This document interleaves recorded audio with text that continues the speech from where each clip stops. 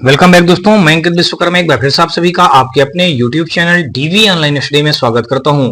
दोस्तों, जैसा कि आप सब देख रहे हैं कि यहाँ पे हम लोग यूथ पब्लिकेशन का जो दोस्तों ये जनरल साइंस बुक है, इसी बुक का हम लोग संपूर्ण अध्ययन कर रहे हैं। दोस्तों, ये बुक हमारी रेलवे भर्ती से रिलेटेड सभी प्रकार के एग्जामों के लिए बेहद ही महत्वपूर्ण एवं रामबाण सिद्ध होने वाली है। दोस्तों, आपको बता दूं कि इस बुक में वही सारे क्वेश्चन दिए गए हैं जो रेलवे ने पिछले कुछ वर्षों में जो भी एग्जाम करवाए हैं, उन्हीं सारे एग्जामों में पूछे गए प्रीवियस ईयर के क्वेश्चनों को दोस्तों यहाँ पे चैप्टर वाइज चैप्टर दिया गया है।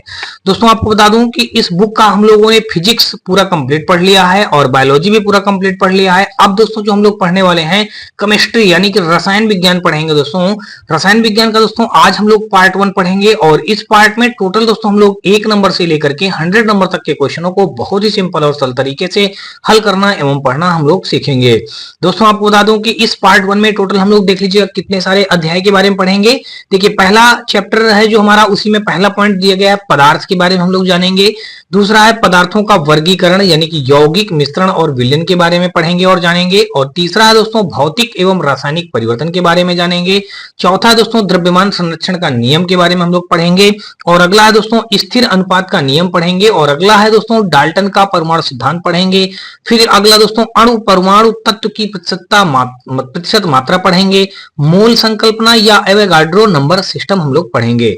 तो ये सारे दोस्तों अध्याय के बारे में आज हम लोग इस चैप्टर में पढ़ेंगे, इस पार्ट में पढ़ेंगे दोस्तों। और दोस्तों अगर आपको इस पार्ट का कोई भी भाग थोड़ा सा भी पसंद आए तो आप हमारे वीडियो को लाइक करिएगा, अपने दोस्तों को ज्यादा से ज्यादा शेयर करिएगा। साथ में दोस्तों यदि आप चैनल पे पहली बार आए हो तो चैनल को सब्सक्राइब कर घंटी जरूर दबा लीजिएगा।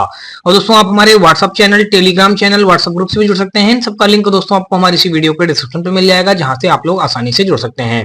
ग्रुप में जुड़ने से आपको ढेरों प्रकार के बेनिफिट मिलेंगे, जैसे दोस्तों आपको हर रोज का करंट अफेयर मिलता रहेगा। साथ में दोस्तों डेली क्लास नोट्स का हल सहित पीडीएफ मिलता रहेगा। साथ में दोस्तों आपका कोई डाउट हो किसी भी सब्जेक्ट में तो आप उसको भेज करके हमारे ग्रुप से उसका सोल्यूशन भी प्राप्त कर सकते हैं। साथ में दोस्तों यदि आपको किसी प्रकार की कोई बुक वगैरह चाहिए तो उन सभी प्रकार की बुकों को भी फ्री ऑफ कॉस्ट हमसे प्राप्त कर सकते हैं।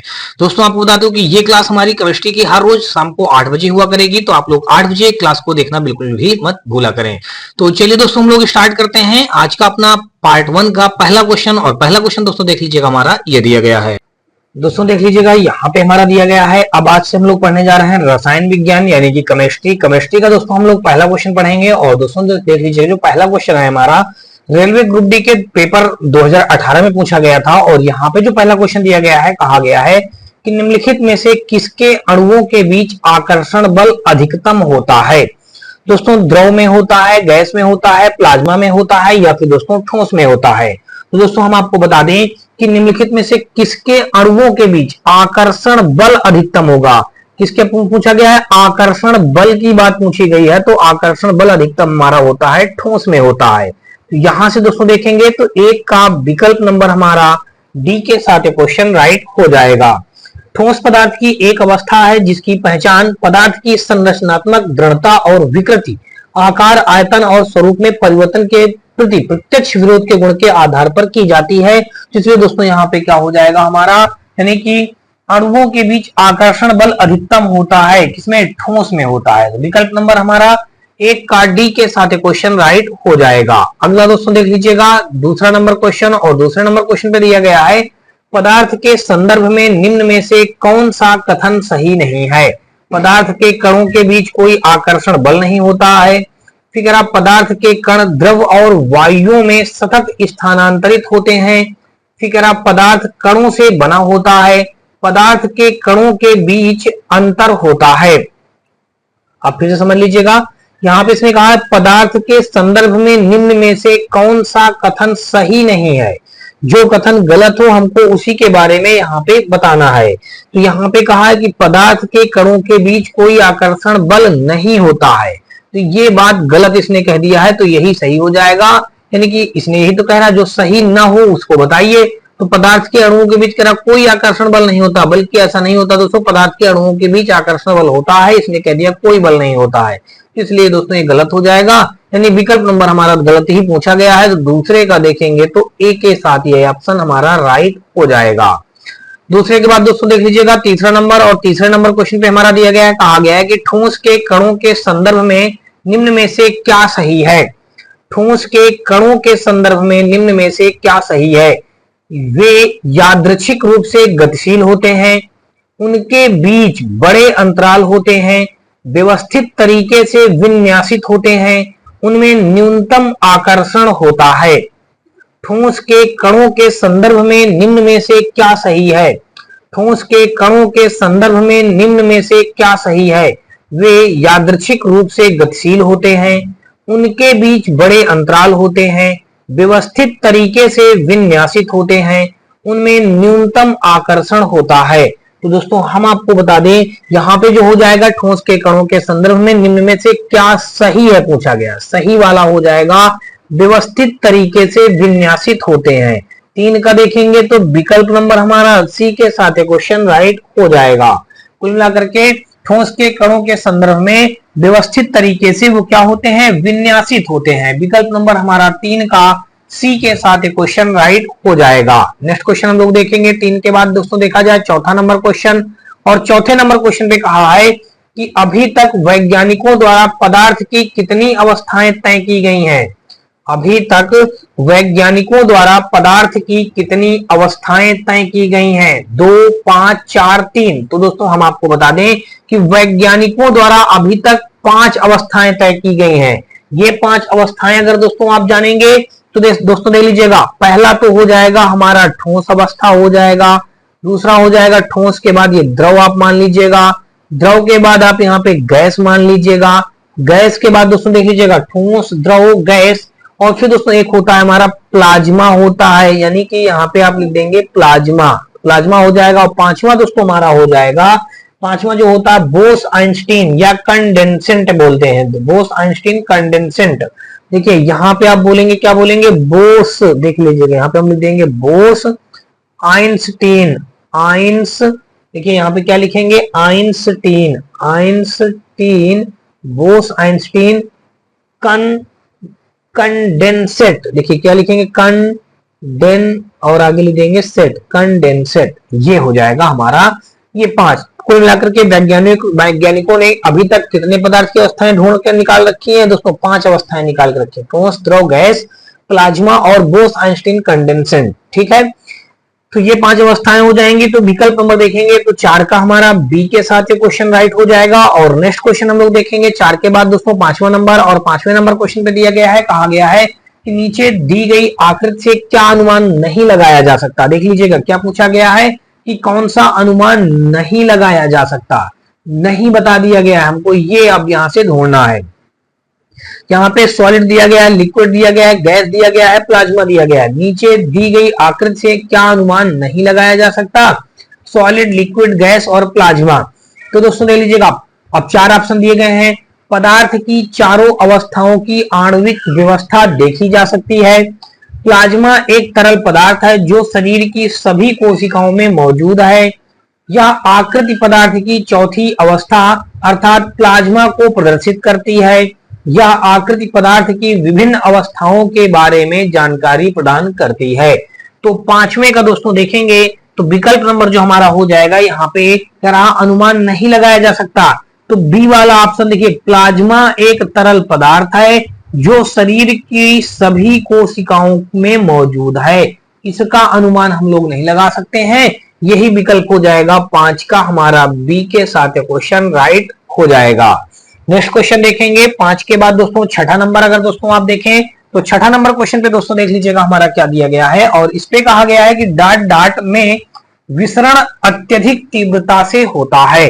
डाट डाट में विसरण अत्यधिक तीव्रता से होता है, ठोसों में, द्रवों में, गैसों में या फिर दोस्तों प्लाज्मा में। तो दोस्तों हम आपको बता दें कि गैसों में जो होता है विसरण अत्यधिक तीव्रता से होता है। यहाँ पे क्या भरा जाएगा? गैसों में क्या भर दिया जाएगा? गैसों में विसरण अत्यधिक तीव्रता से होता है।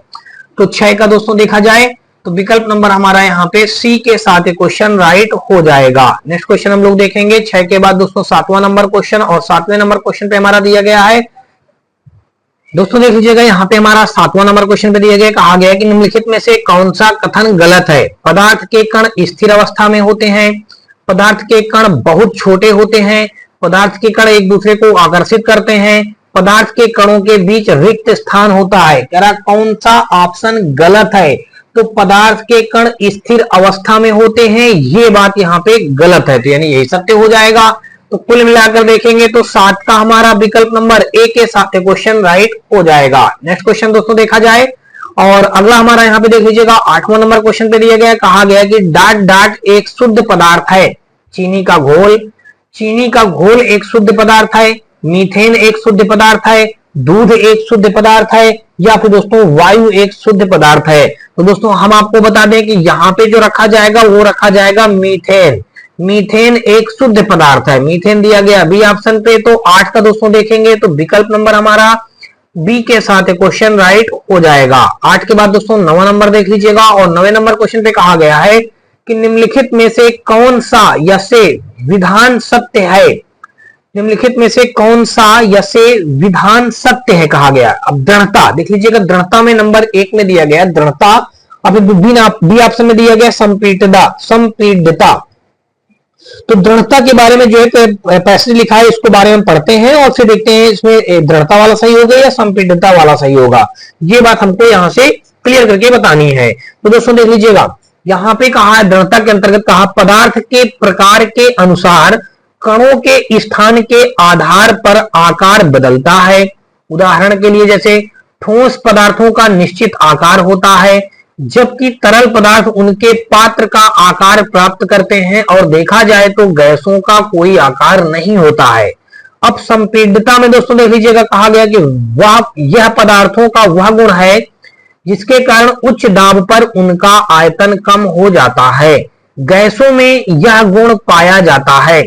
केवल बी ही सत्य है दोस्तों, तो ये बात बिल्कुल सही कही गई है, केवल बी सत्य है, यानी कि ए वाला सत्य नहीं होगा। यानी कि ऑप्शन नंबर देखेंगे तो 9 का हमारा सी के साथ क्वेश्चन राइट हो जाएगा। नेक्स्ट क्वेश्चन दोस्तों देख लीजिएगा, 9 के बाद दोस्तों 10वां नंबर क्वेश्चन देखेंगे, और 10वें नंबर क्वेश्चन पे हमारा कहा है कि पदार्थों का वर्गीकरण। देखिए अगला हमारा क्या आ रहा है, अध्याय एक प्रकार से नया चैप्टर स्टार्ट हो रहा है, पदार्थों का वर्गीकरण। वह पदार्थों के वर्गीकरण में हम क्या क्या पढ़ेंगे, यौगिक पढ़ेंगे, मिश्रण पढ़ेंगे और विलयन पढ़ेंगे, यानी कि क्लासिफिकेशन ऑफ मैटर्स। इसमें पढ़ेंगे कंपाउंड्स पढ़ेंगे, मिक्सचर पढ़ेंगे और सोल्यूशन पढ़ेंगे।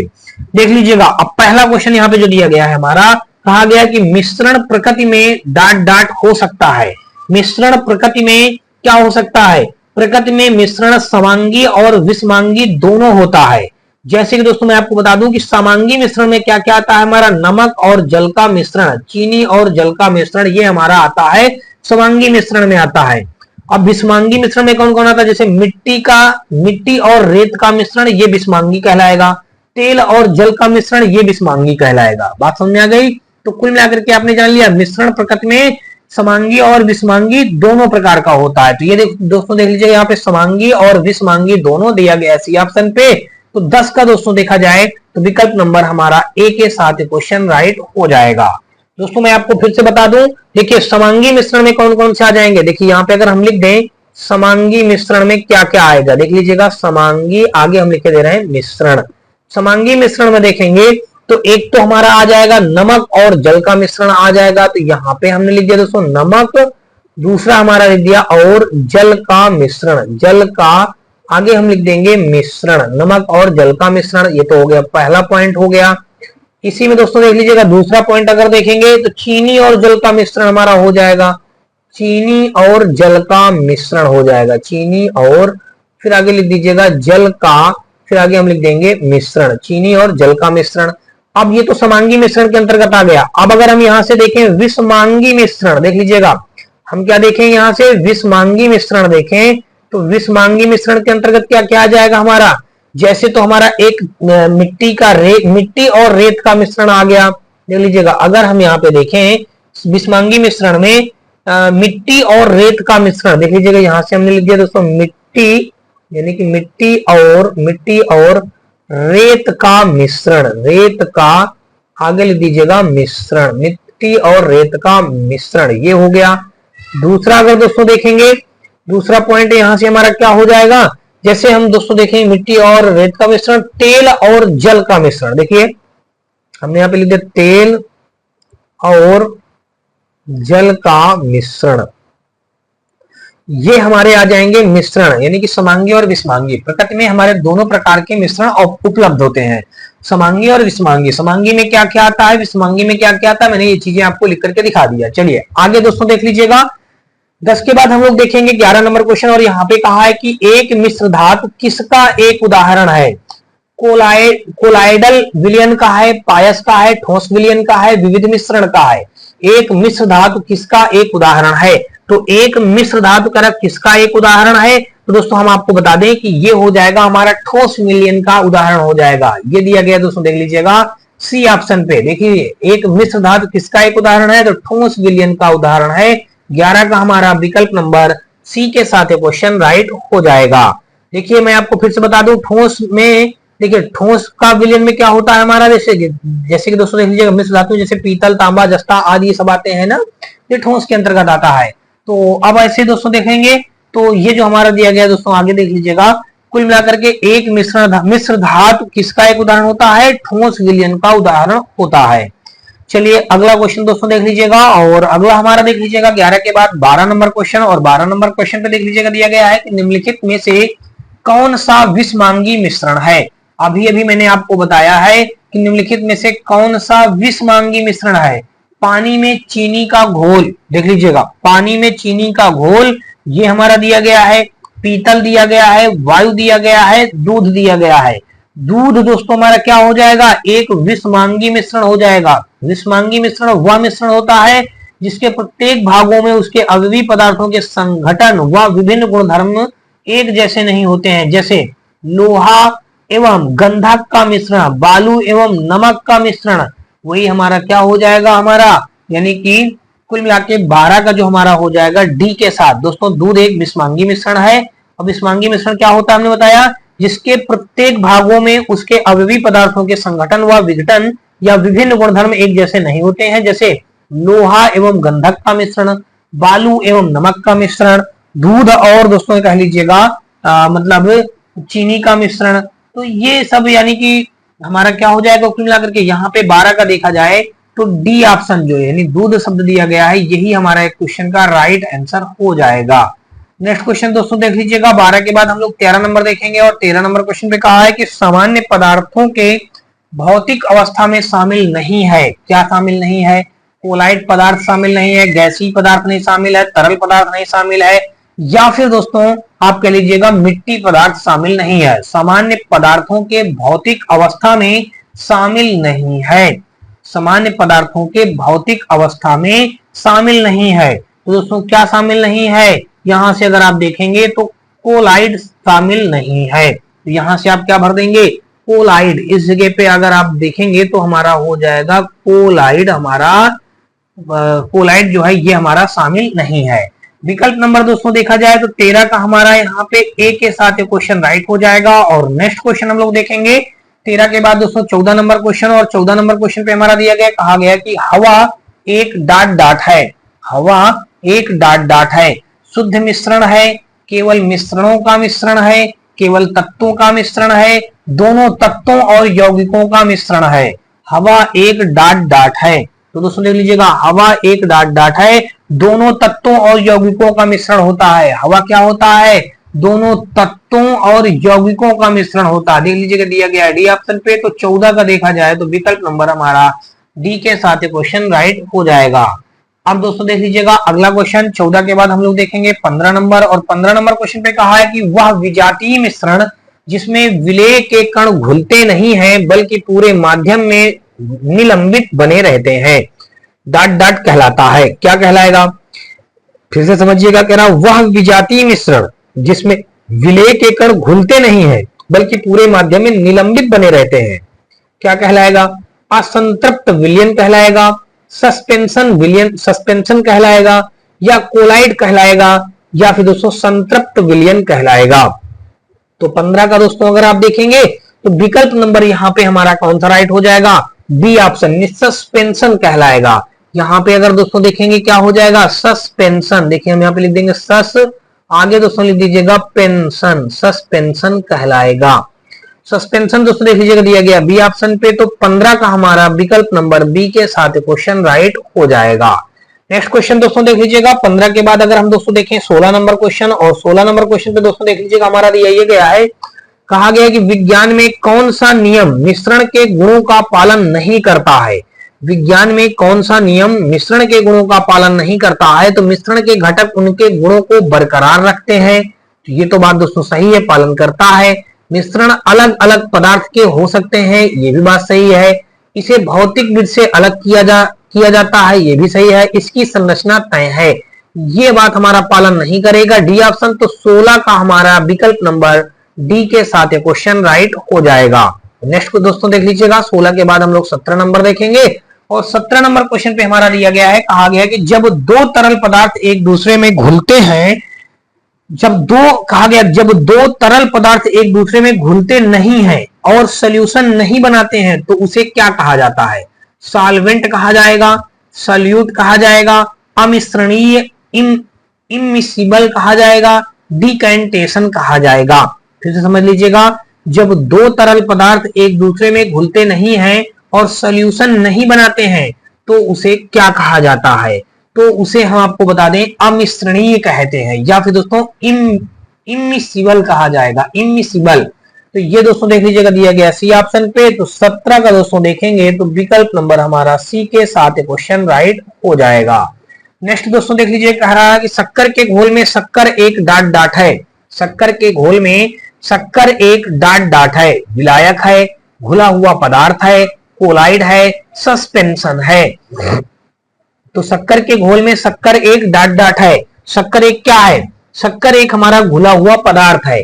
यहाँ पे दोस्तों देख लीजिएगा बी ऑप्शन में दिया गया है घुला हुआ पदार्थ, ये बी हमारा इस क्वेश्चन का राइट आंसर हो जाएगा। 18 का दोस्तों बी के साथ एक क्वेश्चन राइट हो जाएगा। और नेक्स्ट क्वेश्चन हम लोग देखेंगे 18 के बाद 19 नंबर क्वेश्चन। 19 नंबर क्वेश्चन में कहा है कि डाट एक यौगिक नहीं है, लेड नहीं है, चाक, हाइड्रोजन सल्फाइड या सल्फर डाइऑक्साइड। डाट एक यौगिक नहीं है, डाट एक यौगिक नहीं है तो क्या नहीं है? जो लेड हमारा होता है ये हमारा एक यौगिक नहीं होता है। लेड जो दिया गया है दोस्तों ये हमारा क्या नहीं होगा? यौगिक नहीं होगा। तो 19 का हमारा विकल्प नंबर ए के साथ क्वेश्चन राइट हो जाएगा। दोस्तों आपको बता दूं कि दो या दो से अधिक तत्व जब एक निश्चित अनुपात में रासायनिक बंध द्वारा जुड़कर जो पदार्थ बनाते हैं उसे रासायनिक यौगिक कहते हैं, जैसे chalk, hydrogen sulphide, sulphur dioxide, lead, Pb एक तत्व जो कि धातु है। अब ये बातें आपको समझ में आ गई होंगी। 19 के बाद दोस्तों देख लीजिएगा 20 नंबर क्वेश्चन में हमारा कहा गया है कि रेत और चीनी का मिश्रण डाट एक उदाहरण है। रेत और चीनी का मिश्रण डाट एक उदाहरण है। विजातीय मिश्रण का उदाहरण है, कोलाइडी मिश्रण का, कोलाइडी विलयन का उदाहरण है, या सजातीय मिश्रण का, या निलंबन का। तो दोस्तों यहां से हम आपको बता दें कि ये जो हो जाएगा रेत और चीनी का मिश्रण जो हो जाएगा वो विजातीय मिश्रण का हमारा उदाहरण होता है। किसका मिश्रण का उदाहरण होता है? विजातीय मिश्रण। 20 का विकल्प नंबर हमारा ए के साथ क्वेश्चन राइट हो जाएगा। और नेक्स्ट दोस्तों देख लीजिएगा, और अगला अध्याय हमारा आ रहा है भौतिक एवं रासायनिक परिवर्तन, यानी कि फिजिकल एंड केमिकल चेंजेस, ये हमारा चैप्टर है। और इसमें हमारा दोस्तों देख लीजिएगा पहला क्वेश्चन जो दिया गया है, कहा गया कि निम्नलिखित में से कौन सा भौतिक परिवर्तन नहीं है? तेरा भौतिक परिवर्तन नहीं है। ठोसों का द्रवों में पिघलना, ये हमारा क्या होगा? भौतिक परिवर्तन कहलाएगा।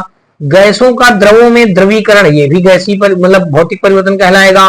पदार्थों का किण्वन, ये हमारा भौतिक परिवर्तन नहीं है। द्रवों का गैसों में वाष्पीकरण, ये भी भौतिक परिवर्तन है। तो इसमें कह रहा कौन सा भौतिक परिवर्तन नहीं है? तो यहाँ पे दोस्तों देख लीजिएगा नहीं पूछा, तो 21 का जो सी दिया गया है ये हमारा पदार्थों का किण्वन जो दिया गया है ये भौतिक परिवर्तन नहीं हो जाएगा।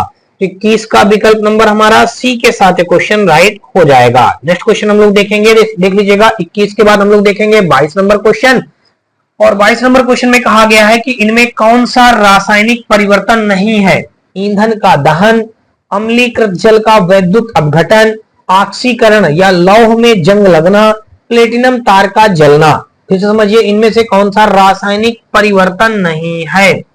रासायनिक परिवर्तन नहीं है दोस्तों, तो कौन सा नहीं हो जाएगा? इनमें से कौन सा रासायनिक परिवर्तन नहीं है? तो रासायनिक परिवर्तन हमारा ईंधन का जलना एक प्रकार से ये रासायनिक परिवर्तन है, ठीक है। और अम्लीकृत जल का वैद्युत अपघटन ये हमारा रासायनिक परिवर्तन नहीं होगा। ऑक्सीकरण, लौह में जंग लगना, ये भी हमारा रासायनिक परिवर्तन कहलाएगा।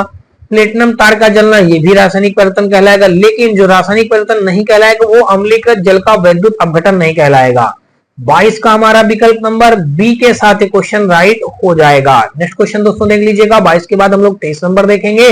और 23 नंबर में कहा है कि इनमें से कौन सा एक रासायनिक परिवर्तन है। रासायनिक परिवर्तन पूछा गया, कौन सा एक रासायनिक परिवर्तन है। मक्खन का खट्टा होना, CO2 से सूखी बर्फ बनाना, एक प्लेटिनम तार का गर्म होना, लोहे का चुंबकीकरण। तो दोस्तों मैं आपको बता दूं कि रासायनिक परिवर्तन है तो मक्खन का खट्टा होना। 23 का विकल्प नंबर हमारा ए के साथ क्वेश्चन राइट हो जाएगा।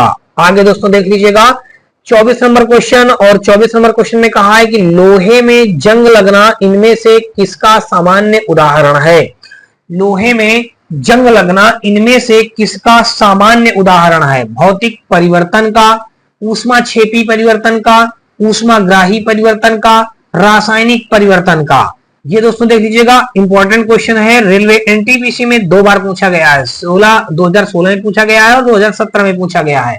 फिर से समझिए, लोहे में जंग लगना इनमें से किसका सामान्य उदाहरण है।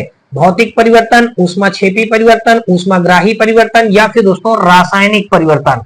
तो अभी अभी दोस्तों आप लोगों ने पिछला क्वेश्चन इसमें इसी से रिलेटेड आपने पढ़ा है, इसका क्या हो जाएगा, रासायनिक परिवर्तन होगा। लोहे में जंग लगना जो होता है ये क्या होता है, एक प्रकार का रासायनिक परिवर्तन कहलाएगा दोस्तों। 24 का हमारा विकल्प नंबर डी के साथ क्वेश्चन राइट हो जाएगा। नेक्स्ट क्वेश्चन दोस्तों देख लीजिएगा, 24 के बाद हम लोग 25 नंबर देखेंगे, और 25 नंबर क्वेश्चन पे कहा गया है कि इनमें से कौन सा रासायनिक परिवर्तन का एक उदाहरण है। ऊर्ध्वपातन है, क्रिस्टलीकरण है, निष्क्रियकरण है, आसवन है। इनमें से कौन सा रासायनिक परिवर्तन का एक उदाहरण है। रासायनिक परिवर्तन का एक उदाहरण है तो निष्क्रियकरण है। निष्क्रियकरण देख लीजिएगा दिया गया सी ऑप्शन पे, तो 25 का विकल्प नंबर हमारा सी के साथ क्वेश्चन राइट हो जाएगा। वह परिवर्तन जिसमें एक अथवा एक से अधिक नए पदार्थ बनते हैं रासायनिक परिवर्तन कहलाता है। बात समझ में आ गई दोस्तों। तो इनमें से कौन सा रासायनिक परिवर्तन का एक उदाहरण है, तो निष्क्रियकरण। दोस्तों देख लीजिएगा सी ऑप्शन जो दिया गया है यही हमारे इस विकल्प का राइट आंसर हो जाएगा।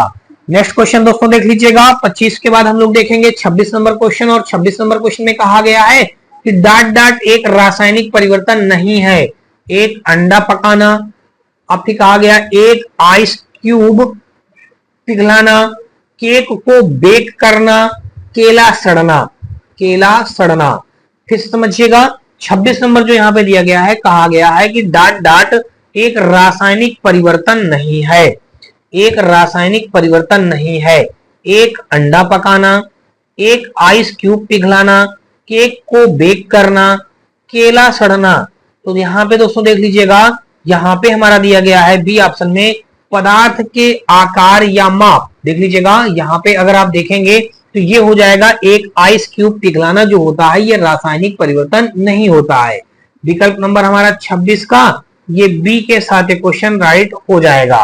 दोस्तों मैं आपको बता दूं, देख लीजिएगा पदार्थ के आकार या साइज, रंग अथवा अवस्था जैसे गुण उसके भौतिक गुण कहलाते हैं। यह परिवर्तन जिसमें किसी पदार्थ के भौतिक गुणों में परिवर्तन हो जाता है भौतिक परिवर्तन कहलाता है। जैसे परिवर्तन में कोई नया पदार्थ नहीं बनता है। आइस क्यूब का पिघलना भौतिक परिवर्तन का उदाहरण है। दोस्तों शेष अन्य विकल्प रासायनिक परिवर्तन के उदाहरण होते हैं। ठीक है ना। चलिए अगला क्वेश्चन हम लोग देखेंगे। 26 के बाद हम लोग देखेंगे दोस्तों देख लीजिएगा 27 नंबर, और 27 नंबर क्वेश्चन में कहा है कि उस प्रक्रिया का क्या नाम है जिसमें गैस सीधे ही ठोस अवस्था यानी सॉलिड में परिवर्तित हो जाती है। उस प्रक्रिया का क्या नाम है जिसमें गैस सीधे ही ठोस अवस्था या सॉलिड में परिवर्तित हो जाती है। Sublimation, deposition, condensation, evaporation. बात पहले समझिएगा, उस प्रक्रिया का क्या नाम है जिसमें गैस सीधे ही ठोस अवस्था यानी सॉलिड में परिवर्तित हो जाती है। सब्लिमेशन में, डिपोजिशन में, कंडेंसेशन में, इवेपोरेशन में। तो दोस्तों यहां से देखेंगे तो विकल्प नंबर जो 27 का है ये हमारा दिया गया है डिपोजिशन में। डिपोजिशन दोस्तों देख लीजिएगा दिया गया है बी ऑप्शन, तो 27 का हमारा विकल्प नंबर बी के साथ क्वेश्चन राइट हो जाएगा। नेक्स्ट क्वेश्चन दोस्तों देख लीजिएगा, और यहाँ पे कहा है कि निम्नलिखित में से कौन सा अवलोकन हमें यह निर्धारित करने में मदद करता है कि रासायनिक अभिक्रिया हुई है या नहीं। अवस्था में परिवर्तन, गैस का उत्सर्जन, रंग बदलना, ये सभी विकल्प। तो दोस्तों यहां से हम आपको बता दें ये जो हो जाएगा यहाँ पे विकल्प नंबर डी। ये सभी विकल्प, ये जो यहाँ पे डी ऑप्शन में दिया गया है, यही हमारे इस क्वेश्चन का राइट आंसर हो जाएगा। निम्नलिखित में से कौन सा अवलोकन हमें यह निर्धारित करने में मदद करता है कि रासायनिक अभिक्रिया हुई है या नहीं? तो ये हो जाएगा हमारा ये सभी विकल्प। तो विकल्प नंबर हमारा डी के साथ क्वेश्चन राइट हो जाएगा। और अगला दोस्तों देखेंगे तो 28 का हमारा डी के साथ क्वेश्चन राइट बन जाएगा। नेक्स्ट क्वेश्चन दोस्तों देखेंगे 29 नंबर, और 29 नंबर क्वेश्चन पे हमारा दिया गया है, कहा गया है कि निम्नलिखित में से कौन सा एक भौतिक परिवर्तन है? निम्नलिखित में से कौन सा एक भौतिक परिवर्तन है? पानी का बर्फ में परिवर्तन, मानव में श्वसन, मानव में पाचन, और दूध से दही बनना, यानी कि कौन सा भौतिक परिवर्तन है? तो 29 का दोस्तों देखेंगे, पानी का बर्फ में परिवर्तन जो होता है दोस्तों, यही हमारा भौतिक परिवर्तन कहलाएगा। यानी कि 29 का विकल्प नंबर ए के साथ क्वेश्चन राइट हो जाएगा। यही तो कहा है कौन सा भौतिक परिवर्तन है, तो पानी का बर्फ में परिवर्तित हो जाना ही क्या कहलाता है? भौतिक परिवर्तन कहलाता है। चलिए अगला दोस्तों देख लीजिएगा, और अगला हम देखेंगे 30 नंबर क्वेश्चन। और 30 नंबर क्वेश्चन पे दिया गया है कि निम्न में से कौन सा रासायनिक परिवर्तन का उदाहरण नहीं है? रासायनिक परिवर्तन का उदाहरण नहीं है। शरीर में भोजन का पाचन, दूध का दही बनना, जल का जल वाष्प में परिवर्तन, लोहे में जंग लगना। तो यहां से अगर दोस्तों देखेंगे तो रासायनिक परिवर्तन का उदाहरण नहीं है। लोहे में जंग लगना है तो है, जल का जल वाष्प में परिवर्तित होना, दूध का दही बनना, शरीर में भोजन का पाचन। तो 30 का दोस्तों देखेंगे तो विकल्प नंबर जो हमारा सी दिया गया है, जल का जल वाष्प में परिवर्तन, ये दिया गया सी ऑप्शन। तो 30 का विकल्प नंबर हमारा सी के साथ क्वेश्चन राइट हो जाएगा। नेक्स्ट दोस्तों देख लीजिएगा 31 नंबर, और 31 नंबर क्वेश्चन पे कहा है कि निम्नलिखित में से कौन सा विकल्प रासायनिक परिवर्तन है? दूध का दही में परिवर्तन, शुष्क बर्फ का सब्लिमेशन, रेत का पानी में घुलना, चीनी का पानी में घुलना। तो यहां से अगर दोस्तों देखा जाए तो 31 का जो हमारा हो जाएगा विकल्प नंबर ए, दूध का दही में परिवर्तित होना क्या कहलाता है? रासायनिक परिवर्तन कहलाता है। दूध का दही में परिवर्तित होना हमारा रासायनिक परिवर्तन के अंतर्गत माना जाएगा या परिवर्तन कहलाएगा। विकल्प नंबर ए के साथ क्वेश्चन राइट हो गया। और अगला दोस्तों देख लीजिएगा 32 नंबर क्वेश्चन, कहा गया कि निम्नलिखित में से कौन सा एक भौतिक परिवर्तन है? निम्नलिखित में से कौन सा एक भौतिक परिवर्तन है? बर्फ का पिघलना ही हमारा क्या कहलाएगा? भौतिक परिवर्तन है। 32 का विकल्प नंबर हमारा सी के साथ क्वेश्चन राइट हो जाएगा। निम्नलिखित में से कौन सा एक भौतिक परिवर्तन है? बर्फ का पिघलना ही हमारा भौतिक परिवर्तन हो जाएगा।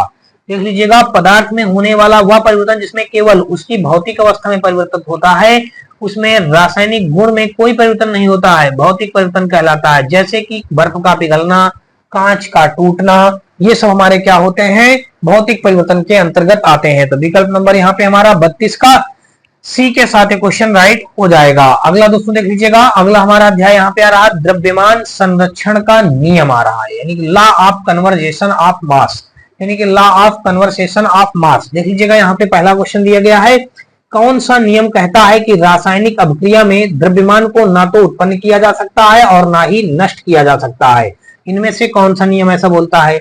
देखिए, द्रव्यमान संरक्षण का नियम के अकॉर्डिंग हम क्या करते हैं, ना तो ऊर्जा उत्पन्न की जा सकती है, या इसमें कह दीजिएगा ना तो द्रव्यमान को उत्पन्न किया जा सकता है और ना ही नष्ट किया जा सकता है। ये द्रव्यमान संरक्षण का नियम हो जाएगा, विकल्प नंबर डी पे मौजूद है। तो 33 का हमारा डी के साथ क्वेश्चन राइट हो जाएगा।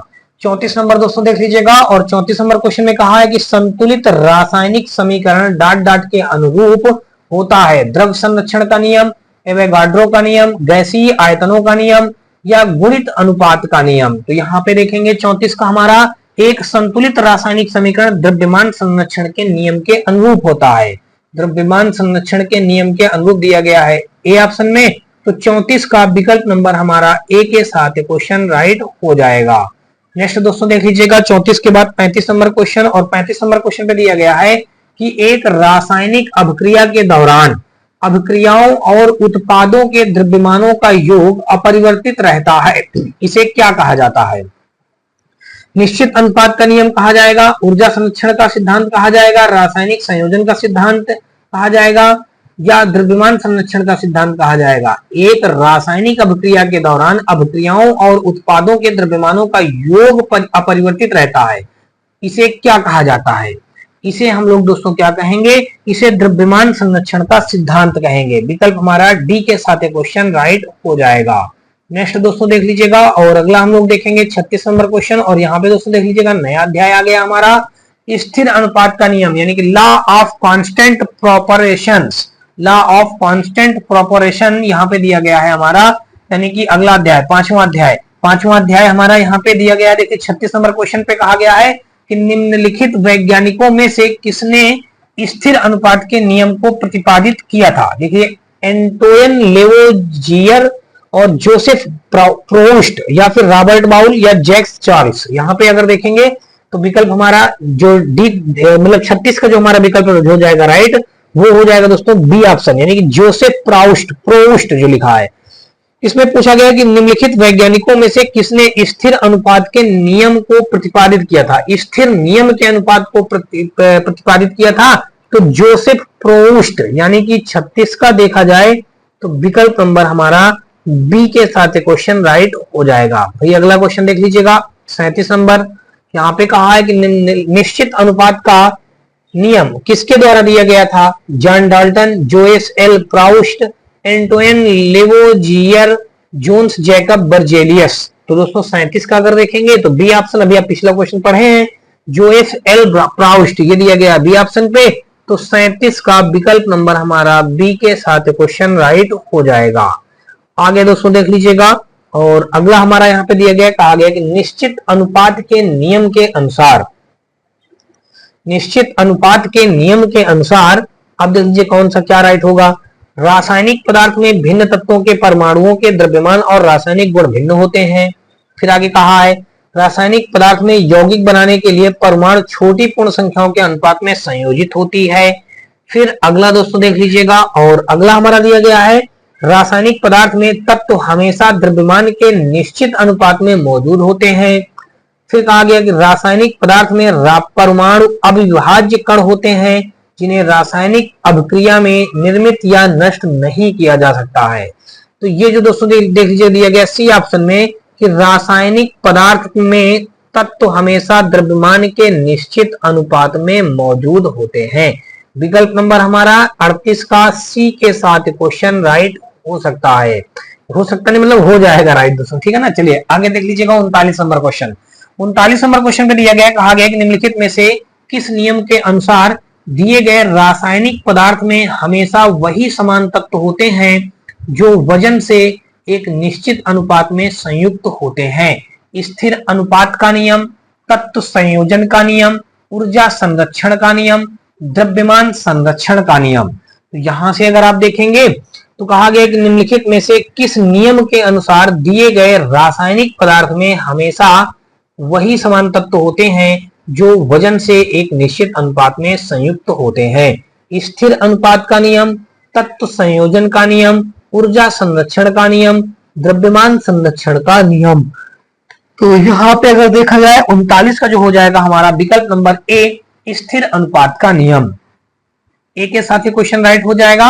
39 का विकल्प नंबर हमारा ए के साथ क्वेश्चन हम राइट करेंगे और आगे देखेंगे दोस्तों। अगला दोस्तों देख लीजिएगा 39 के बाद दोस्तों हम लोग देखेंगे 40 नंबर क्वेश्चन, और 40 नंबर क्वेश्चन पे दोस्तों देख लीजिएगा हमारा दिया ये गया है, इस पे कहा गया है क्वेश्चन पे कि कार्बन डाइऑक्साइड के सभी नमूनों में 3.8 के अनुपात द्रव्यमान अनुपात में कार्बन और ऑक्सीजन होती है, तो यह डाट के नियम के साथ सहमति में है। द्रव्यमान का संरक्षण में या लगातार समानुपात में, पारस्परिक समानुपात में, ऊर्जा का संरक्षण में। तो 40 का अगर दोस्तों देखेंगे तो विकल्प नंबर जो हमारा बी दिया गया है लगातार समानुपात में, क्या हो जाएगा लगातार समानुपात में। विकल्प नंबर हमारा ये बी के साथ क्वेश्चन राइट हो जाएगा। 40 का विकल्प नंबर हमारा बी के साथ क्वेश्चन राइट हो जाएगा। और अगला दोस्तों देख लीजिएगा 41 नंबर क्वेश्चन, और यहाँ पे कहा गया है कि द्रव्यमान के आधार पर अमोनिया में नाइट्रोजन और हाइड्रोजन का निश्चित स्थिर अनुपात ज्ञात कीजिए। 14:8, 14:3, 3:14, 1:8। तो 41 का अगर दोस्तों देखेंगे विकल्प नंबर जो हमारा बी दिया गया है 14:3, देख लीजिएगा 41 का हमारा 14:3 दिया गया है, ये दिया गया है बी ऑप्शन में। तो विकल्प नंबर हमारा बी के साथ क्वेश्चन राइट हो जाएगा। नेक्स्ट दोस्तों देखेंगे 41 के बाद 42 नंबर क्वेश्चन, और यहाँ पे हमारा कहा गया है CaO में द्रव्यमान के अनुसार Ca और O का अनुपात डॉट डॉट होता है। 5:2 होता है, 3:8 होता है, 2:5 होता है, या 8:3 होता है। तो यहां से अगर दोस्तों आप देखेंगे 42 नंबर में, तो CaO में द्रव्यमान के अनुपात में Ca और O का अनुपात जो दोस्तों होता है वो हमारा 40:16 होता है। देख लीजिएगा यहाँ पे CaO में हम देखेंगे तो हमारा Ca और फिर ये O, इनका जो अनुपात हो जाएगा ये हमारा क्या हो जाएगा 40:16 होता है। तो यहां से अगर इसको हम दोस्तों कट करें, देख लीजिएगा किससे कट होगा, 8:45, 8×2 = 16, 5:2 आ जाएगा। यही हमारे इस क्वेश्चन का राइट आंसर हो जाएगा, 5:2। दोस्तों देख लीजिएगा 42 का विकल्प नंबर हमारा ए के साथ क्वेश्चन राइट हो जाएगा। नेक्स्ट दोस्तों देख लीजिएगा 43 नंबर, और यहाँ पे हमारा कहा गया है कि पानी में हाइड्रोजन तथा ऑक्सीजन के अनुपात में उपस्थिति या उपस्थित होते हैं 3:1 के अनुपात में, 1:8, 1:2 या 8:1। तो 43 का अगर दोस्तों देखा जाए तो विकल्प नंबर जो बी दिया गया है 1:8, यही हमारा यानी कि पानी में हाइड्रोजन तथा ऑक्सीजन, देख लीजिएगा हाइड्रोजन तथा ऑक्सीजन, देखिए ऑक्सीजन और यहाँ पे हमारा क्या दिया गया है हाइड्रोजन, इनका जो अनुपात बता दिया गया दोस्तों, देख लीजिएगा इनका जो अनुपात बताया गया वो 1:8 बताया गया। बस ये दोस्तों देख लीजिएगा 43 का बी के साथ क्वेश्चन हमारा राइट हो जाएगा। नेक्स्ट दोस्तों देख लीजिएगा 43 के बाद हम लोग देखेंगे 44 नंबर, और यहाँ पे हमारा कहा गया है क्वेश्चन पे कि अमोनिया में N2 और H2 के द्रव्यमान हमेशा डॉट डॉट अनुपात में होते हैं, यानी कि नाइट्रोजन और हाइड्रोजन के अनुपात हमेशा होते हैं दोस्तों 14:3 के अनुपात में होते हैं। ये हमेशा दोस्तों किस अनुपात में होंगे, 14:3 के अनुपात में होंगे। देखिए यहाँ पे हम लिख देंगे 14, देख लीजिएगा भाई यहाँ से अब आप क्या कर देंगे, देखिए 14:3 लिख देंगे। तो यहाँ से दोस्तों अगर आप लिखेंगे तो 14:3 लिखेंगे, यही 14:3 देख लीजिएगा सी पे मौजूद है। तो 44 का हमारा सी के साथ क्वेश्चन राइट हो जाएगा। नेक्स्ट दोस्तों देख लीजिएगा अगला हमारा आ रहा डाल्टन का परमाणु सिद्धांत आ रहा, क्या रहा दोस्तों, डाल्टन का परमाणु सिद्धांत आ रहा है। अब दोस्तों देख लीजिएगा डाल्टन के परमाणु सिद्धांत में हम लोग पहला क्वेश्चन देखेंगे, और यहाँ पे देख लीजिएगा दिया गया है, कहा गया कि डाल्टन का सिद्धांत इस नियम पर आधारित था। डाल्टन का सिद्धांत किस नियम पर आधारित है, नियत अनुपात पर, रासायनिक संयोजन पर, गति का संरक्षण पर, द्रव्यमान संरक्षण पर। तो 45 का दोस्तों देखेंगे तो बी ऑप्शन, दोस्तों देख लीजिएगा 45 का हमारा बी ऑप्शन, रासायनिक संयोजन पर। डाल्टन का सिद्धांत किस नियम पर आधारित है, तो रासायनिक संयोजन पर आधारित है। 45 का हमारा विकल्प नंबर बी के साथ क्वेश्चन राइट हो जाएगा। नेक्स्ट दोस्तों देख लीजिएगा 45 के बाद हम लोग देखेंगे 46 नंबर क्वेश्चन, और यहाँ पे हमारा दिया गया है कि डाल्टन का सिद्धांत आधारित है। अभी अभी देख लीजिएगा, अभी अभी आपने क्या पढ़ा, देख लीजिएगा पिछले वाले डाल्टन का सिद्धांत रासायनिक संयोजन पर आधारित है। तो यहाँ भी तो वही पूछा गया है, डाल्टन का सिद्धांत किसमें आधारित है, रासायनिक संयोजन के नियम पर आधारित है। ये दिया गया है ए ऑप्शन पे। तो 46 का विकल्प नंबर हमारा ए के साथ यहाँ पे भी क्वेश्चन हमारा राइट हो जाएगा। अगला दोस्तों देख लीजिएगा 47 नंबर, और 47 नंबर क्वेश्चन में देख लीजिएगा हमारा दिया गया, कहा गया कि डाल्टन का परमाणु सिद्धांत निम्न में से किसके लिए एक स्पष्टीकरण प्रदान करता है, द्रव्यमान संरक्षण और निश्चित अनुपात के नियम पर स्पष्टीकरण कर देता है, ठीक है ना, या प्रदान करता है। तो 47 का दोस्तों देखेंगे तो डाल्टन का परमाणु सिद्धांत द्रव्यमान संरक्षण और निश्चित अनुपात के नियम के लिए एक स्पष्टीकरण प्रदान करता है। तो ये दिया जाएगा 47 का हमारा विकल्प नंबर बी के साथ क्वेश्चन राइट हो जाएगा। नेक्स्ट दोस्तों देख लीजिएगा 48 नंबर, और यहाँ पे हमारा दिया गया है, कहा गया है कि डाल्टन की पद्धति के अनुसार निम्न में से कौन सा कथन सही है। तो यहां से अगर दोस्तों देखेंगे डाल्टन के पद्धति के अनुसार निम्न में से कौन सा कथन सही है कहा गया है, देख लीजिएगा समान तत्वों के अणुओं के परमाणु द्रव्यमान और आकार समान है परंतु रासायनिक प्रकृति समान नहीं है। तो ये तो हमारा नहीं है, देख लीजिएगा पहले ही गलत बता दिया। एक अणु प्रोटॉन इलेक्ट्रॉन और न्यूट्रॉन को विभाजित होने योग्य होता है, ये भी गलत है। समान तत्वों के अणुओं का परमाणु द्रव्यमान अलग है, ये भी गलत है। परमाणु पदार्थों के अविभाज्य कण है, तो दोस्तों देख लीजिएगा यही सही हो जाएगा, परमाणु पदार्थों के अविभाज्य कण है। 48 का दोस्तों विकल्प नंबर हमारा डी के साथ क्वेश्चन राइट हो जाएगा। नेक्स्ट दोस्तों देख लीजिएगा 48 के बाद 49 नंबर, और यहाँ पे कहा गया है कि निम्नलिखित में से क्या डाल्टन के परमाणु सिद्धांत की अवधारणा नहीं है। डाल्टन के परमाणु सिद्धांत की अवधारणा कहा गया है नहीं है। तो दोस्तों चार ऑप्शनों में से देखेंगे तो सभी पदार्थ छोटे कणों से मिलकर बने होते हैं जिन्हें अणु कहा जाता है। ये हमारा डाल्टन के परमाणु सिद्धांत की अवधारणा पर आधारित नहीं है। तो ये हो जाएगा 49 का विकल्प नंबर हमारा डी के साथ क्वेश्चन राइट हो जाएगा। नेक्स्ट क्वेश्चन दोस्तों देख लीजिएगा, और इस पे कहा गया है कि निम्नलिखित में से किसने परमाणु की अविभाज्यता के बारे में बताया। निम्नलिखित में से किसने परमाणु की अविभाज्यता के बारे में बताया। वो है दोस्तों डाल्टन। डाल्टन ने परमाणु की अविभाज्यता के बारे में बताया था। तो 50 का दोस्तों देखेंगे तो विकल्प नंबर हमारा ए के साथ क्वेश्चन राइट हो जाएगा। तो होप्स दोस्तों आपको अभी तक मेरे द्वारा बताया गया सारे क्वेश्चन अच्छी तरीके से समझ में आए होंगे। फिर भी दोस्तों आपको बता दूं कि यदि किसी भी क्वेश्चन में किसी प्रकार का कोई डाउट या डब्ट हो तो आप हमें कमेंट सेक्शन में कमेंट करके बता सकते हैं। और दोस्तों आपको वीडियो का कोई भी पार्ट थोड़ा सा भी पसंद आए तो आप हमारे वीडियो को लाइक कर लीजिएगा और अपने दोस्तों ज्यादा से ज्यादा शेयर कर दीजिएगा। साथ में दोस्तों यदि आप चैनल पे पहली बार आए हो तो चैनल को सब्सक्राइब कर घंटी जरूर दबा लीजिएगा। और दोस्तों आप हमारे WhatsApp channel, Telegram channel, WhatsApp group से भी जुड़ सकते हैं। इन सबका लिंक को दोस्तों आपको हमारी इसी वीडियो के डिस्क्रिप्शन पे मिल जाएगा, जहां से आप लोग आसानी से जुड़ सकते हैं। तो चलिए दोस्तों देखते हैं हम लोग अगला क्वेश्चन। और अगला क्वेश्चन दोस्तों देख लीजिएगा हमारा ये रहा। दोस्तों देख लीजिएगा यहाँ पे हमारा 51 नंबर क्वेश्चन पे दिया गया, कहा गया कि डाल्टन के परमाणु सिद्धांत की कौन सी अभिधारणा द्रव्यमान संरक्षण के नियम का परिणाम है। चार ऑप्शन दिए गए हैं। ये भी हमारा रेलवे ग्रुप डी 2018 के पेपर में पूछा गया है। और देखिए चार ऑप्शन में से पहला ऑप्शन जो दिया गया है, कहा गया है कि यौगिक बनाने के लिए परमाणु छोटी पूर्ण संख्याओं के अनुपात में जुड़ते हैं। फिर कहा गया है कि विभिन्न तत्वों के परमाणुओं के द्रव्यमान और रासायनिक गुण भिन्न होते हैं। थर्ड ऑप्शन में बताया गया कि सभी पदार्थ अति सूक्ष्म कणों से बने होते हैं जिन्हें परमाणु कहते हैं। फिर कहा गया कि परमाणु अदृश्य कण हैं जो किसी रासायनिक अभिक्रिया से ना तो उत्पन्न किए जा सकते हैं और ना ही नष्ट किए जा सकते हैं। ये दिया गया है कुल मिलाकर के 51 का। देखेंगे तो विकल्प दोस्तों देख लीजिएगा, चार दिए गए हैं। इन चार विकल्पों में से हमारा कौन सा राइट हो जाएगा। विकल्प नंबर डी के साथ क्वेश्चन राइट हो जाएगा। यानी कि डाल्टन के परमाणु सिद्धांत की कौन सी अभिधारणा द्रव्यमान संरक्षण के नियम का परिणाम है। तो वो परिणाम अदृश्य कण है जो किसी रासायनिक अभिक्रिया से ना तो उत्पन्न किए जा सकते हैं और ना ही नष्ट किए जा सकते हैं। ये दिया गया है हमारा विकल्प नंबर डी पे। तो विकल्प नंबर हमारा डी के साथ क्वेश्चन राइट हो जाएगा। तो 51 का दोस्तों हमारा देखेंगे तो विकल्प डी के साथ क्वेश्चन राइट हो गया। और नेक्स्ट क्वेश्चन हम लोग देखेंगे, और यहाँ पे दोस्तों देख लीजिएगा दिया गया है 52 नंबर पे, कहा गया कि डाट ने प्रस्तावित किया था कि प्रत्येक तत्व में एक विशेष परमाणु द्रव्यमान होता है। तो देख लीजिएगा इसमें कहने का मतलब कौन से व्यक्ति ने यह प्रस्तावित किया था कि प्रत्येक तत्व में केवल एक विशेष परमाणु द्रव्यमान होता है। अब वो व्यक्ति कौन है। डाल्टन है, कनाड है, लेवोसियर है या डेमोक्रिस्टस है। तो दोस्तों हम आपको बता दें कि वो व्यक्ति हमारे हैं कौन। डाल्टन है। कौन है दोस्तों। डाल्टन है। तो यहां से हम क्या लिख लेंगे दोस्तों। डाल्टन। तो यहाँ पे हमने क्या लिख दिया दोस्तों देख लीजिएगा, यहाँ पे लिख दिया हमने डाल्टन। तो यहाँ पे हो जाएगा डाल्टन हो जाएगा।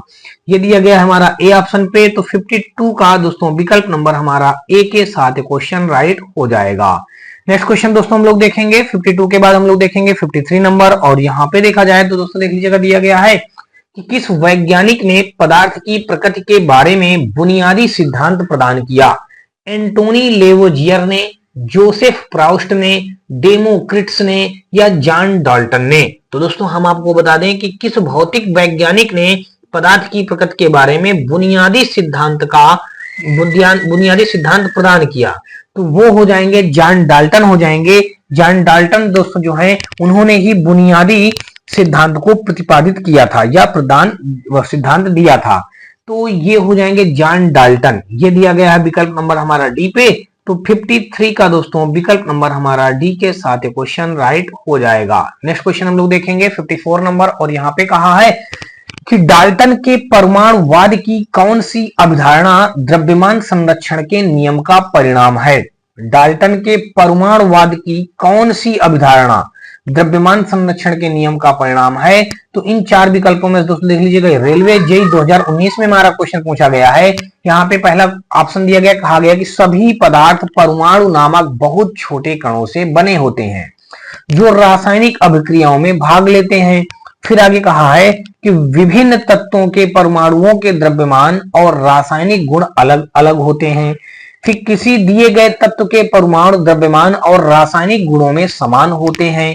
फिर कहा है कि परमाणु अविभाज्य कण हैं जिन्हें रासायनिक अभिक्रिया में बनाया या नष्ट नहीं किया जा सकता। तो ये जो हमारा हो जाएगा दोस्तों, ये जो थर्ड वो मतलब 54 का हम जो फोर्थ ऑप्शन पढ़े हैं कि परमाणु अविभाज्य कण है जिन्हें रासायनिक अभिक्रियाओं से ना तो बनाया जा सकता है और ना ही नष्ट किया जा सकता है।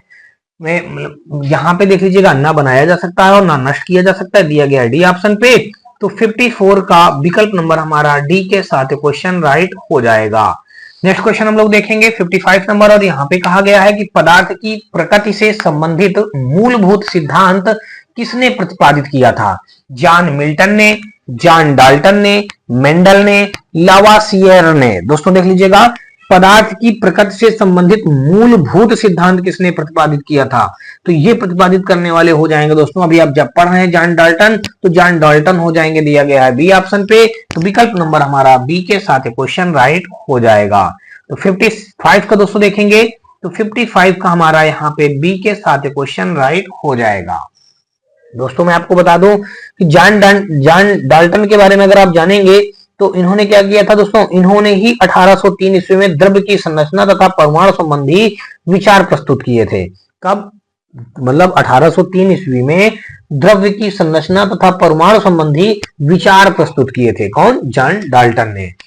तो चलिए ये बात हो गई दोस्तों। अब अगला दोस्तों देख लीजिएगा, यानी कि हम लोग देखेंगे 55 के बाद दोस्तों देखेंगे 56 नंबर, और यहाँ पे हमारा कहा गया है कि उस ब्रिटिश रसायनज्ञ का नाम बताइए, उस ब्रिटिश रसायनज्ञ का नाम बताइए जिसने द्रव्यमान संरक्षण एवं स्थिर अनुपात के सिद्धांत के विषय में अपना परमाणु सिद्धांत 1808 में प्रस्तुत किया, जो कि पदार्थ के अध्ययन में निर्णायक सिद्ध हुआ।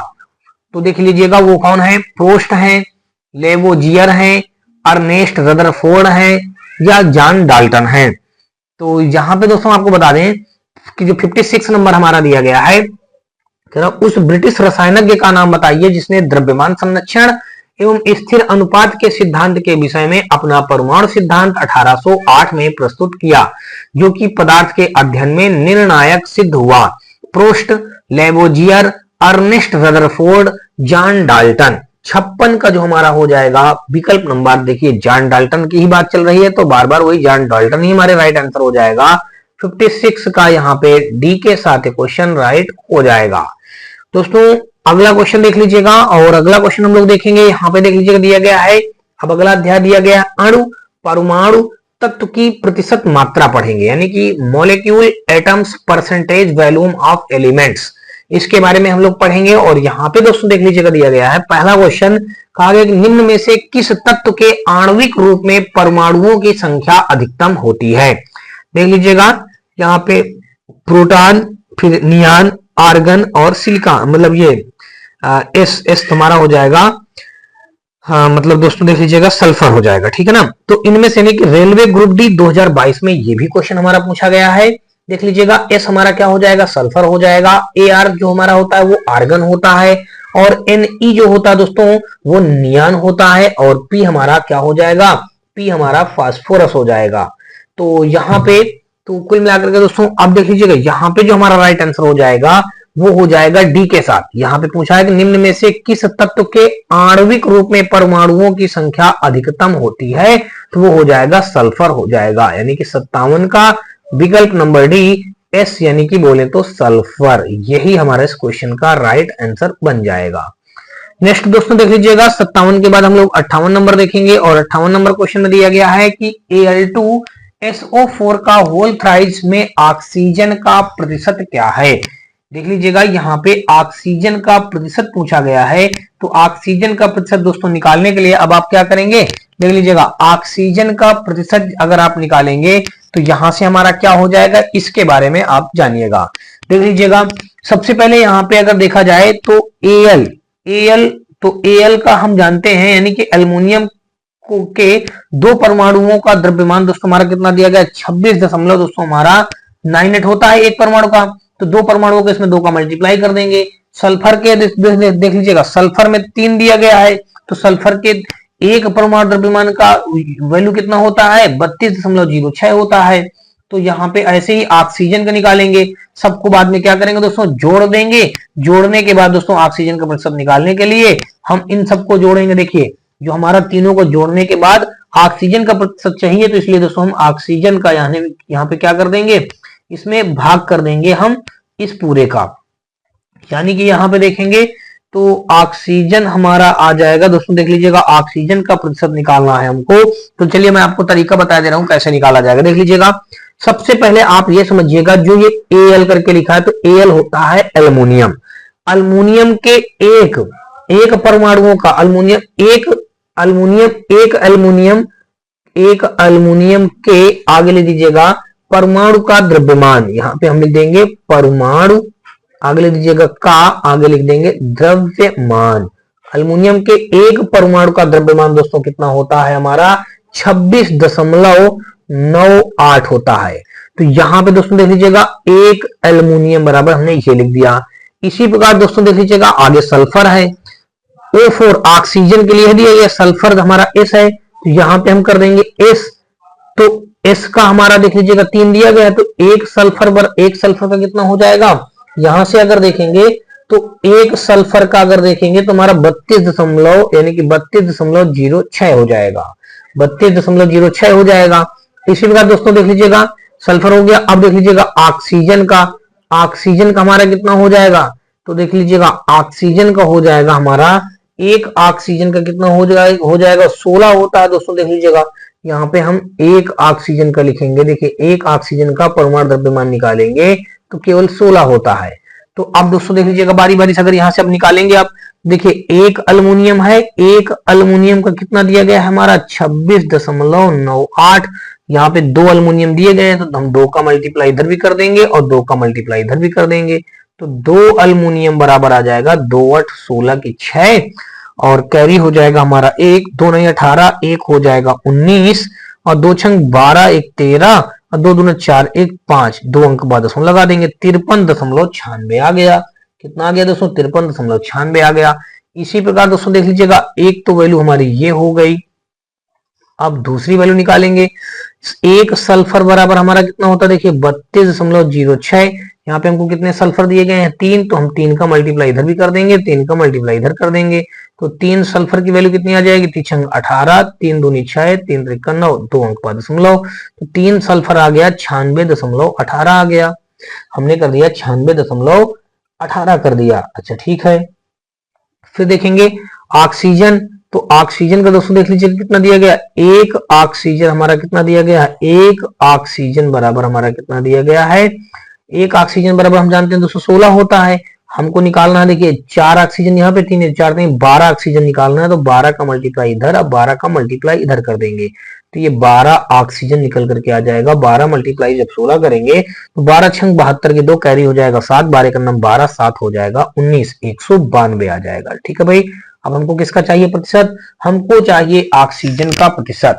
तो अब दोस्तों देख लीजिएगा, अगर हम देखें इनका सबका देख लीजिएगा Al2 और फिर SO4 का होल थ्राइज, इन सबका जो हमने परमाणु द्रव्यमान निकाला है, इन सबको अगर हम योग कर देते हैं, देखिए 53.96 प्लस का आगे देखेंगे तो हमारा हो जाएगा 96.18 प्लस का 192 हो जाएगा। इन सबको जब ऐड करेंगे दोस्तों, तो ये ऐड करने पे हमारा वैल्यू आ जाएगा 342.14 आ जाएगा। कितना आ जाएगा दोस्तों, 342.14 आ गया। ये इतना वैल्यू आ गया। हमको चाहिए ऑक्सीजन का प्रतिशत, तो यहाँ पे हम लिख देंगे ऑक्सीजन का परसेंटेज निकालना है। तो ऑक्सीजन का दोस्तों देख लीजिए कितना आया है 192, तो ये 192 अपान का 342.14 इंटू कर देंगे 100, तो ये कितना बन जाएगा हमारा 192 आगे डबल जीरो बटे 342। देखिए पॉइंट हटाया, 2 जीरो और बन गए, तो 2 जीरो हमने और बना दिया, 342.14 हो जाएगा, दशमलव हट गया। अब इसका जब इसमें भाग करेंगे दोस्तों, तो भाग करने पे जो हमारा वैल्यू आ जाएगा वो आ जाएगा 56.12% आ जाएगा। कितना आ जाएगा हमारा 56.12% आ जाएगा। तो कुल मिलाकर दोस्तों आपने देख लिया यहाँ पे जो हमारा वैल्यू आया 56.12% आ गया। यही हमारे इस क्वेश्चन का क्या हो जाएगा, राइट आंसर हो जाएगा। ऑक्सीजन का प्रतिशत हमने कितना निकाल लिया दोस्तों, 56.12%। देख लीजिएगा कहाँ पे दिया गया है, 56.12। देख लीजिएगा 56.1 दिया गया है, तो आप इसी को टिक करेंगे और आगे बढ़ जाएंगे। यानी कि आपको पता चल गया कि 58 का विकल्प नंबर हमारा सी के साथ क्वेश्चन राइट हो जाएगा। 58 के बाद हम लोग देखेंगे 59 नंबर, और 59 नंबर क्वेश्चन में दोस्तों देख लीजिएगा हमारा दिया गया है, इस पे कहा गया है कि निम्नलिखित में से कौन सा परमाणु के बारे में सही नहीं है। निम्नलिखित में से कौन सा परमाणु के बारे में सही नहीं है। दो तत्वों के परमाणु समान होते हैं, वे 10 की पावर -10 m क्रम के प्रसरण में होते हैं, परमाणु आकार में बहुत छोटे होते हैं, एक तत्व के परमाणु सभी अवस्थाओं में समान होते हैं। यानी कि 59 का अगर आप देखेंगे तो विकल्प नंबर जो हमारा दिया गया है ए, दो तत्वों के परमाणु समान होते हैं, यही बात हमारा क्या हो जाएगा, सही नहीं होगा। मतलब इसने यही तो पूछा कि परमाणु के बारे में सही नहीं है यानी कि गलत वाला बताना है। तो जो यहाँ पे लिखा है ए ऑप्शन पर लिखा है कि दो तत्वों के परमाणु समान होते हैं, तो ये बात इसने गलत बताई है। तो यही हमारा हो जाएगा 59 का ए के साथ क्वेश्चन राइट हो जाएगा। यानी दो तत्वों के परमाणु समान होते हैं कहा गया, बल्कि समान नहीं होते हैं, इसने यही बात गलत कह दी है, तो यही हमारा राइट हो जाएगा। 59 का हमारा ए के साथ क्वेश्चन राइट हो जाएगा। आगे दोस्तों देख लीजिएगा 60 नंबर क्वेश्चन, और यहाँ पे कहा शब्द परमाणु को किसने खोजा। शब्द परमाणु को किसने खोजा देख लीजिएगा, डाल्टन ने, कणाद ने, या लेवोजियर ने, या डेमोक्रिट्स ने। तो दोस्तों हम आपको बता दें कि शब्द जो परमाणु है इसके खोज करता है दोस्तों कौन, डेमोक्रिट्स हैं। परमाणु शब्द का सर्वप्रथम प्रयोग ग्रीक दार्शनिक डेमोक्रिट्स ने किया था। ग्रीक दार्शनिक डेमोक्रिट्स ने किया था, जिसका अर्थ होता है जिसे तोड़ा ना जा सके। परमाणु रसायन विज्ञान में तत्व का वह छोटा भाग होता है जो किसी रासायनिक अभिक्रिया में भाग ले सकता है, परंतु वह स्वतंत्र अवस्था में नहीं रह सकता। परमाणुओं का निर्माण प्रोटॉन, न्यूट्रॉन और इलेक्ट्रॉन से मिलकर होता है। परमाणुओं का आकार अति सूक्ष्म व द्रव्यमान बहुत कम होता है। तो ये बात आपको समझ में आ गई कि शब्द जो परमाणु किसने खोजा था, डेमोक्रिट्स ने खोजा था। ये हो जाएगा 60 का विकल्प नंबर हमारा डी के साथ क्वेश्चन राइट हो जाएगा। आगे देख लीजिएगा 61 नंबर, और यहाँ पे कहा है कि परमाणु रासायनिक रूप से जुड़कर डॉट डॉट बन जाते हैं। देखिए परमाणु रासायनिक रूप से जुड़कर डॉट डॉट बन जाते हैं, क्या बन जाते हैं, अणु बन जाते हैं, तत्व बन जाते हैं, तत्व और मिश्र धातु दोनों बन जाते हैं, या मिश्र धातु बन जाते हैं। तो देखिए अभी पीछे मैंने आपको बताया है कि परमाणु जो होते हैं रासायनिक रूप से जुड़ करके अणु बन जाते हैं। क्या बन जाते हैं दोस्तों, अणु बन जाते हैं। तो यहाँ पे अणु दोस्तों देख लीजिए कहाँ पे दिया गया है, ए ऑप्शन पे। तो विकल्प नंबर हमारा यहाँ पे भरा जाएगा अणु, ये जो कि ए ऑप्शन पे मौजूद है। तो 61 का विकल्प हमारा ए के साथ क्वेश्चन राइट हो जाएगा। आगे दोस्तों देख लीजिएगा 61 के बाद हम लोग देखेंगे 62 नंबर, और 62 नंबर क्वेश्चन पे हमारा दोस्तों देख लीजिएगा दिया गया है, कहा गया कि एक ही तत्व या विभिन्न तत्वों के परमाणु मिलकर बनाते हैं। जो भी अभी आपने पीछे वाला क्वेश्चन पढ़ा है ना, एक ही तत्व या विभिन्न तत्वों के परमाणु मिलकर के क्या बनाते हैं, अणु बनाते हैं। क्या बनाते हैं, अणु। अणु दिया गया है ए ऑप्शन पे। तो 62 का हमारा विकल्प नंबर ए के साथ क्वेश्चन राइट हो जाएगा।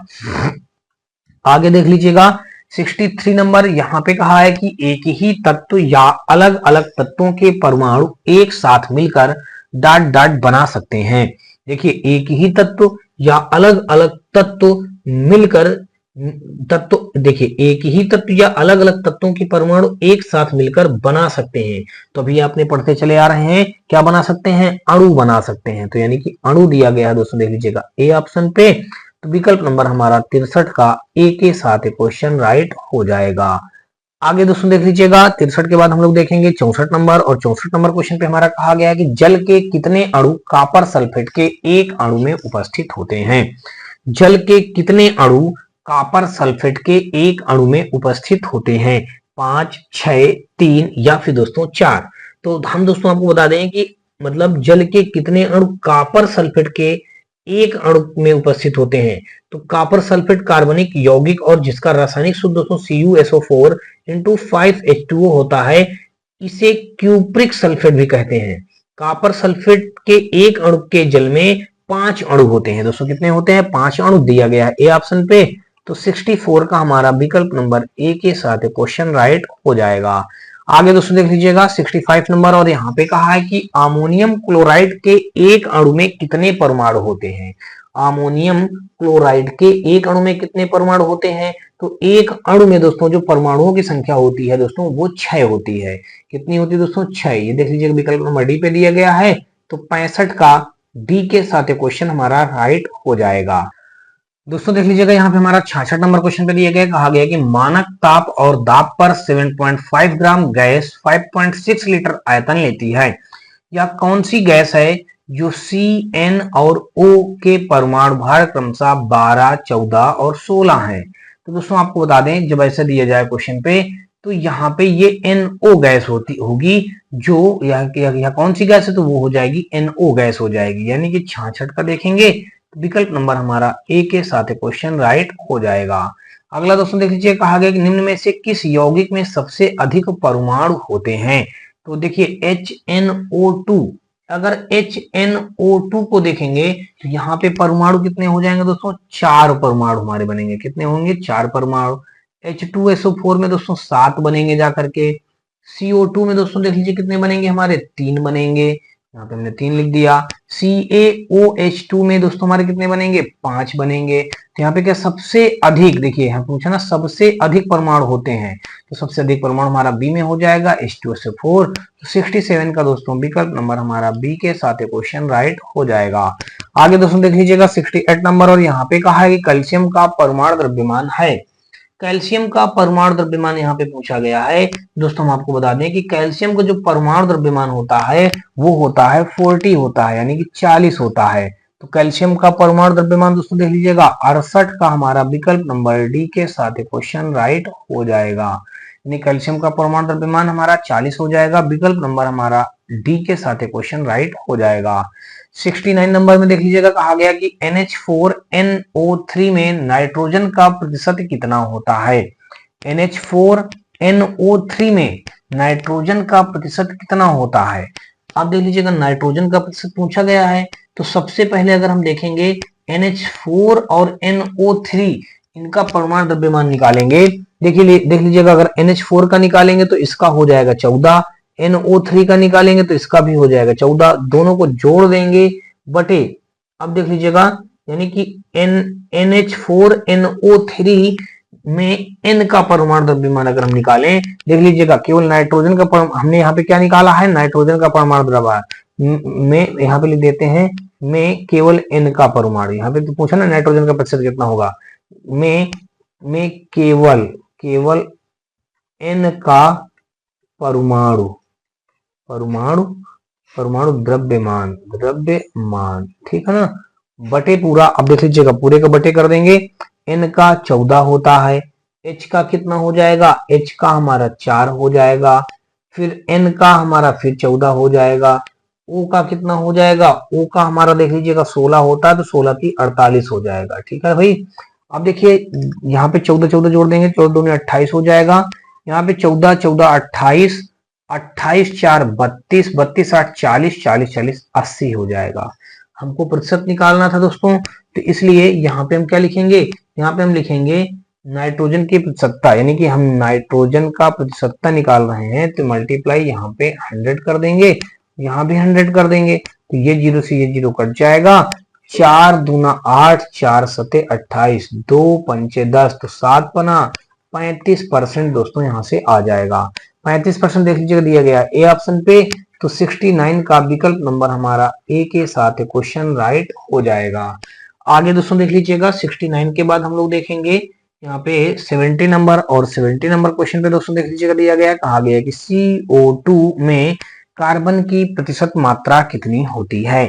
CO2 में कार्बन की प्रतिशत मात्रा कितनी होती है, तो दोस्तों आपको बता दें कि कार्बन की प्रतिशत मात्रा जो हमारी होती है CO2 में, कार्बन की प्रतिशत मात्रा हमारी कितनी हो जाएगी, कार्बन की प्रतिशत मात्रा केवल पूछा है, तो देख लीजिएगा यहाँ पे हम देखेंगे कार्बन, देखिए C की प्रतिशत मात्रा निकालेंगे तो कार्बन का हम C का दोस्तों जानते हैं कितना 12 होता है।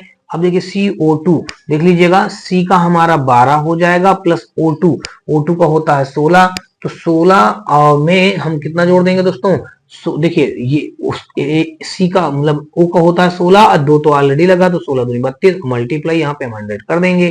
इसको हल कर दीजिएगा तो ये आ जाएगा 1200 और 16 दूनी 32, 32 दो 34, 10 44 हो जाएगा, 44 रख दिया। अब इसको हल कर दीजिएगा तो यहाँ से जब भाग देंगे तो यहाँ पे फाइनली जो वैल्यू आ जाएगी 27.3% आ जाएगा। ये क्या आ गया, कार्बन की परसेंटेज वैल्यू आ गई। ठीक है भाई, तो चलिए ये बात आपको समझ में आ गई। चलिए अगला दोस्तों देख लीजिएगा, ये दिया गया है हमारा डी ऑप्शन पे, तो 70 का विकल्प नंबर हमारा डी के साथ क्वेश्चन राइट हो जाएगा। 71 नंबर क्वेश्चन पे दिया गया, कहा गया कि एक H2O अणु में उपस्थित हाइड्रोजन की प्रतिशतता ज्ञात कीजिए। दोस्तों हम आपको बता दें कि जल में हाइड्रोजन तथा ऑक्सीजन का जो अनुपात होता है, तो यहाँ पे लिख देंगे, देखिए जल में हाइड्रोजन, यहाँ पे लिख दीजिएगा हाइड्रोजन तथा ऑक्सीजन का अनुपात, हाइड्रोजन तथा आगे लिखेंगे ऑक्सीजन, हाइड्रोजन तथा ऑक्सीजन का आगे लिख दीजिएगा अनुपात, हाइड्रोजन तथा ऑक्सीजन का अनुपात लिखेंगे तो 1:8 लिख देंगे। तो दोस्तों देख लीजिएगा, यहाँ पे जब देखेंगे हाइड्रोजन की प्रतिशतता पूछा गया है, तो हाइड्रोजन की प्रतिशतता हम लिखेंगे, तो यहाँ पे देखिए हाइड्रोजन की प्रतिशतता 1/8 9 हो जाएगा, इंटू 100 हो जाएगा, तो ये हो जाएगा हमारा 100/9। देखिए 9 का 9 यानी कि 11.11% हमारा आ जाएगा। अब 11.11% दोस्तों देख लीजिए कहाँ पे दिया गया, बी ऑप्शन पे, तो 71 का दोस्तों विकल्प नंबर हमारा बी के साथ क्वेश्चन राइट हो जाएगा।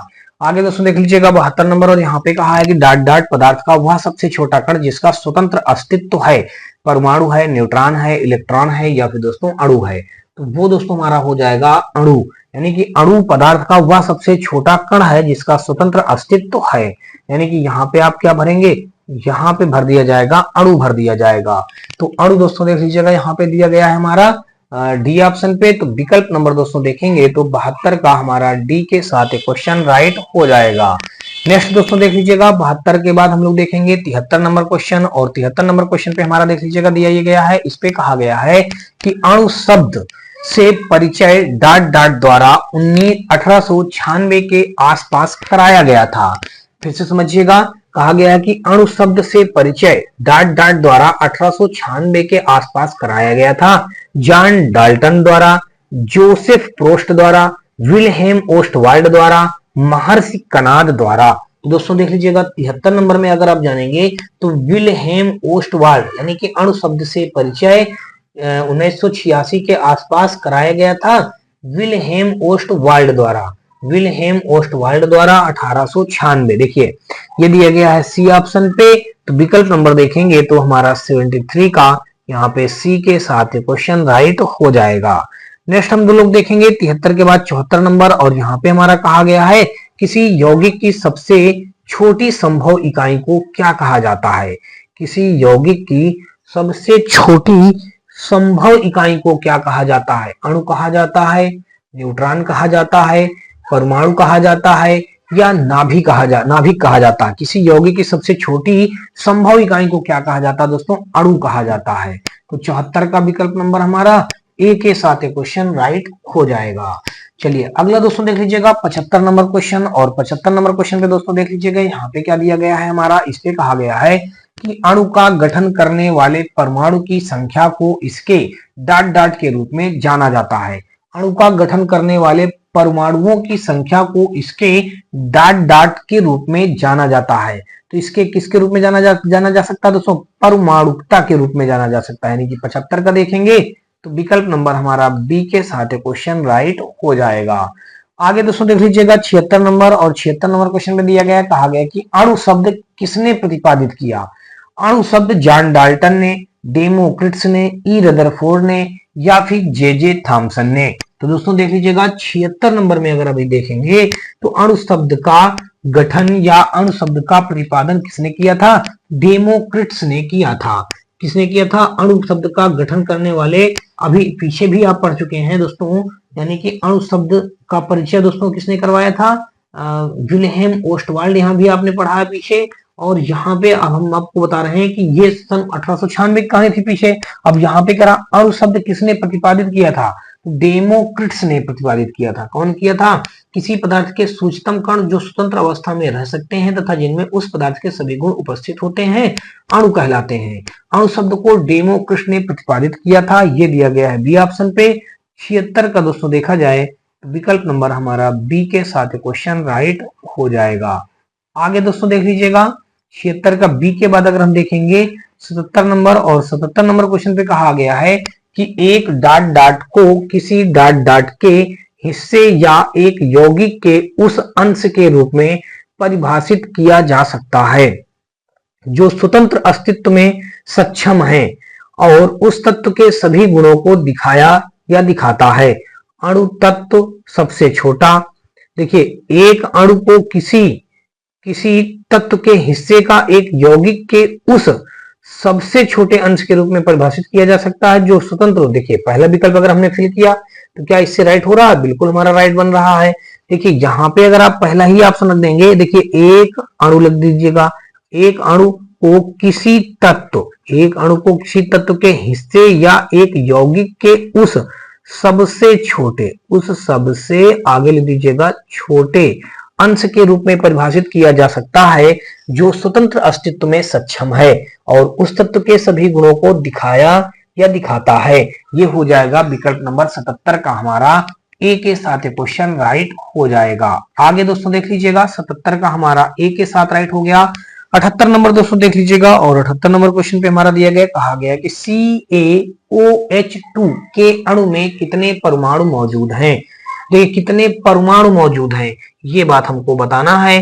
तो यहां से अगर दोस्तों देखेंगे, देख लीजिएगा, अगर हम बारी बारी से आपको बताएं, देखिए Ca यानी कि कैल्शियम में आप अगर देखेंगे तो परमाणुओं की संख्या हमको 1 मौजूद है। फिर देखेंगे दोस्तों ऑक्सीजन यानी कि O में कितने परमाणु मौजूद हैं, तो O में देख लीजिएगा कुछ नहीं है, तो ये लेकिन बाहर ट्वाइस लगा है तो ये 2 हो जाएंगे।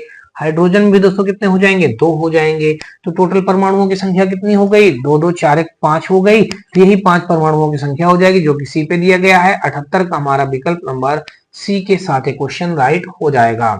78 के बाद दोस्तों देख लीजिएगा 79 नंबर, और 79 नंबर क्वेश्चन पे देख लीजिएगा, कहा गया है कि CO2 में C और O2 द्रव्यमान द्वारा अनुपात डाट डाट में मौजूद है। तो देख लीजिएगा अगर हम यहाँ पे देखेंगे तो देखिए CO2 में C और O2 द्रव्यमान द्वारा अनुपात अगर निकालेंगे तो C का द्रव्यमान संख्या कितना हो जाएगा? हमारा 12 हो जाएगा। O2 का देख लीजिएगा हम 16 जानते हैं, तो 16 दूनी 32 हो जाएगा। तो यहाँ पे देख लीजिएगा C का अगर देखेंगे दोस्तों तो कार्बन यानी कि C का हम जानते हैं दोस्तों कितना होता है? 12 होता है। C का 12 होता है। और O2 का अगर देखेंगे तो आप जानते हैं 16 × 2 देन हमारा हो जाएगा 32। तो अनुपात निकालेंगे तो देखिए 12 अनुपात 32 हो जाएगा। ये हमारा C का हो जाएगा, ये हमारा O2 का हो जाएगा। देख लीजिएगा जब इनका अनुपात निकालेंगे तो ये आ जाएगा हमारा 4 3 12 4 8 32। देखिए 3 अनुपात 8 आ जाएगा। 3 अनुपात 8 देख लीजिएगा दिया गया है ए ऑप्शन पे। तो 79 का हमारा विकल्प नंबर ए के साथ क्वेश्चन राइट हो जाएगा। आगे दोस्तों देख लीजिएगा 79 के बाद हम लोग देखेंगे 80 नंबर क्वेश्चन, और 80 नंबर क्वेश्चन पे कहा गया है कि अणु का गठन करने वाले परमाणुओं की संख्या को क्या कहते हैं? परमाणुविक संख्या कहा जाएगा, आइसोटोप कहते हैं, या परमाणुविक द्रव्यमान कहा जाएगा, या परमाणुविकता कहा जाएगा। तो 80 का दोस्तों अगर आप देखेंगे तो यहाँ पे हम लोग इसको क्या बोलेंगे? परमाणुविकता बोलेंगे, यानी कि अणु का गठन करने वाले परमाणुओं की संख्या को परमाणुविकता बोलेंगे। परमाणुविकता देखिए ये दिया गया है डी ऑप्शन पे, परमाणुविकता ये दिया गया है डी ऑप्शन पे। तो 80 का दोस्तों विकल्प नंबर हमारा डी के साथ क्वेश्चन राइट हो जाएगा।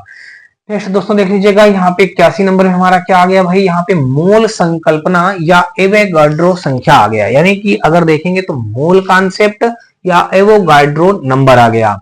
81 नंबर में दोस्तों देखेंगे कहा गया कि कार्बन और हाइड्रोजन के परमाणु द्रव्यमान क्रमशः डाट डाट हैं।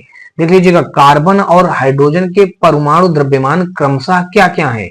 तो कार्बन का दोस्तों आप जानते हैं, यहाँ पे देख लीजिएगा कार्बन का आप जानते हैं कितना? कार्बन का हम जानते हैं दोस्तों देख लीजिएगा 12।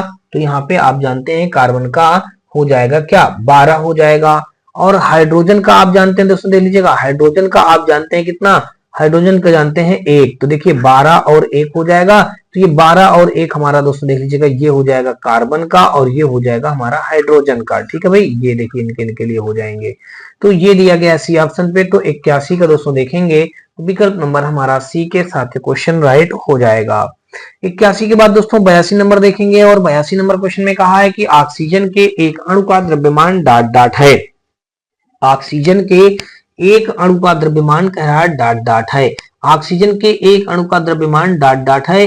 देखिए हम जानते हैं कि ऑक्सीजन का अणुभार 32 होता है, लेकिन अणु का मोल 6.02 into 10 की पावर 23 होता है। देखिए ऑक्सीजन का अणुभार यहां से अगर देखेंगे तो हम लिख देते हैं ऑक्सीजन, देख लीजिएगा हमने लिख दिया ऑक्सीजन का अणुभार। यहाँ पे क्या लिखेंगे, अणुभार कितना हो जाएगा हमारा, ऑक्सीजन का अणुभार हमारा होता है दोस्तों कितना, 32 होता है, हमने 32 लिख दिया।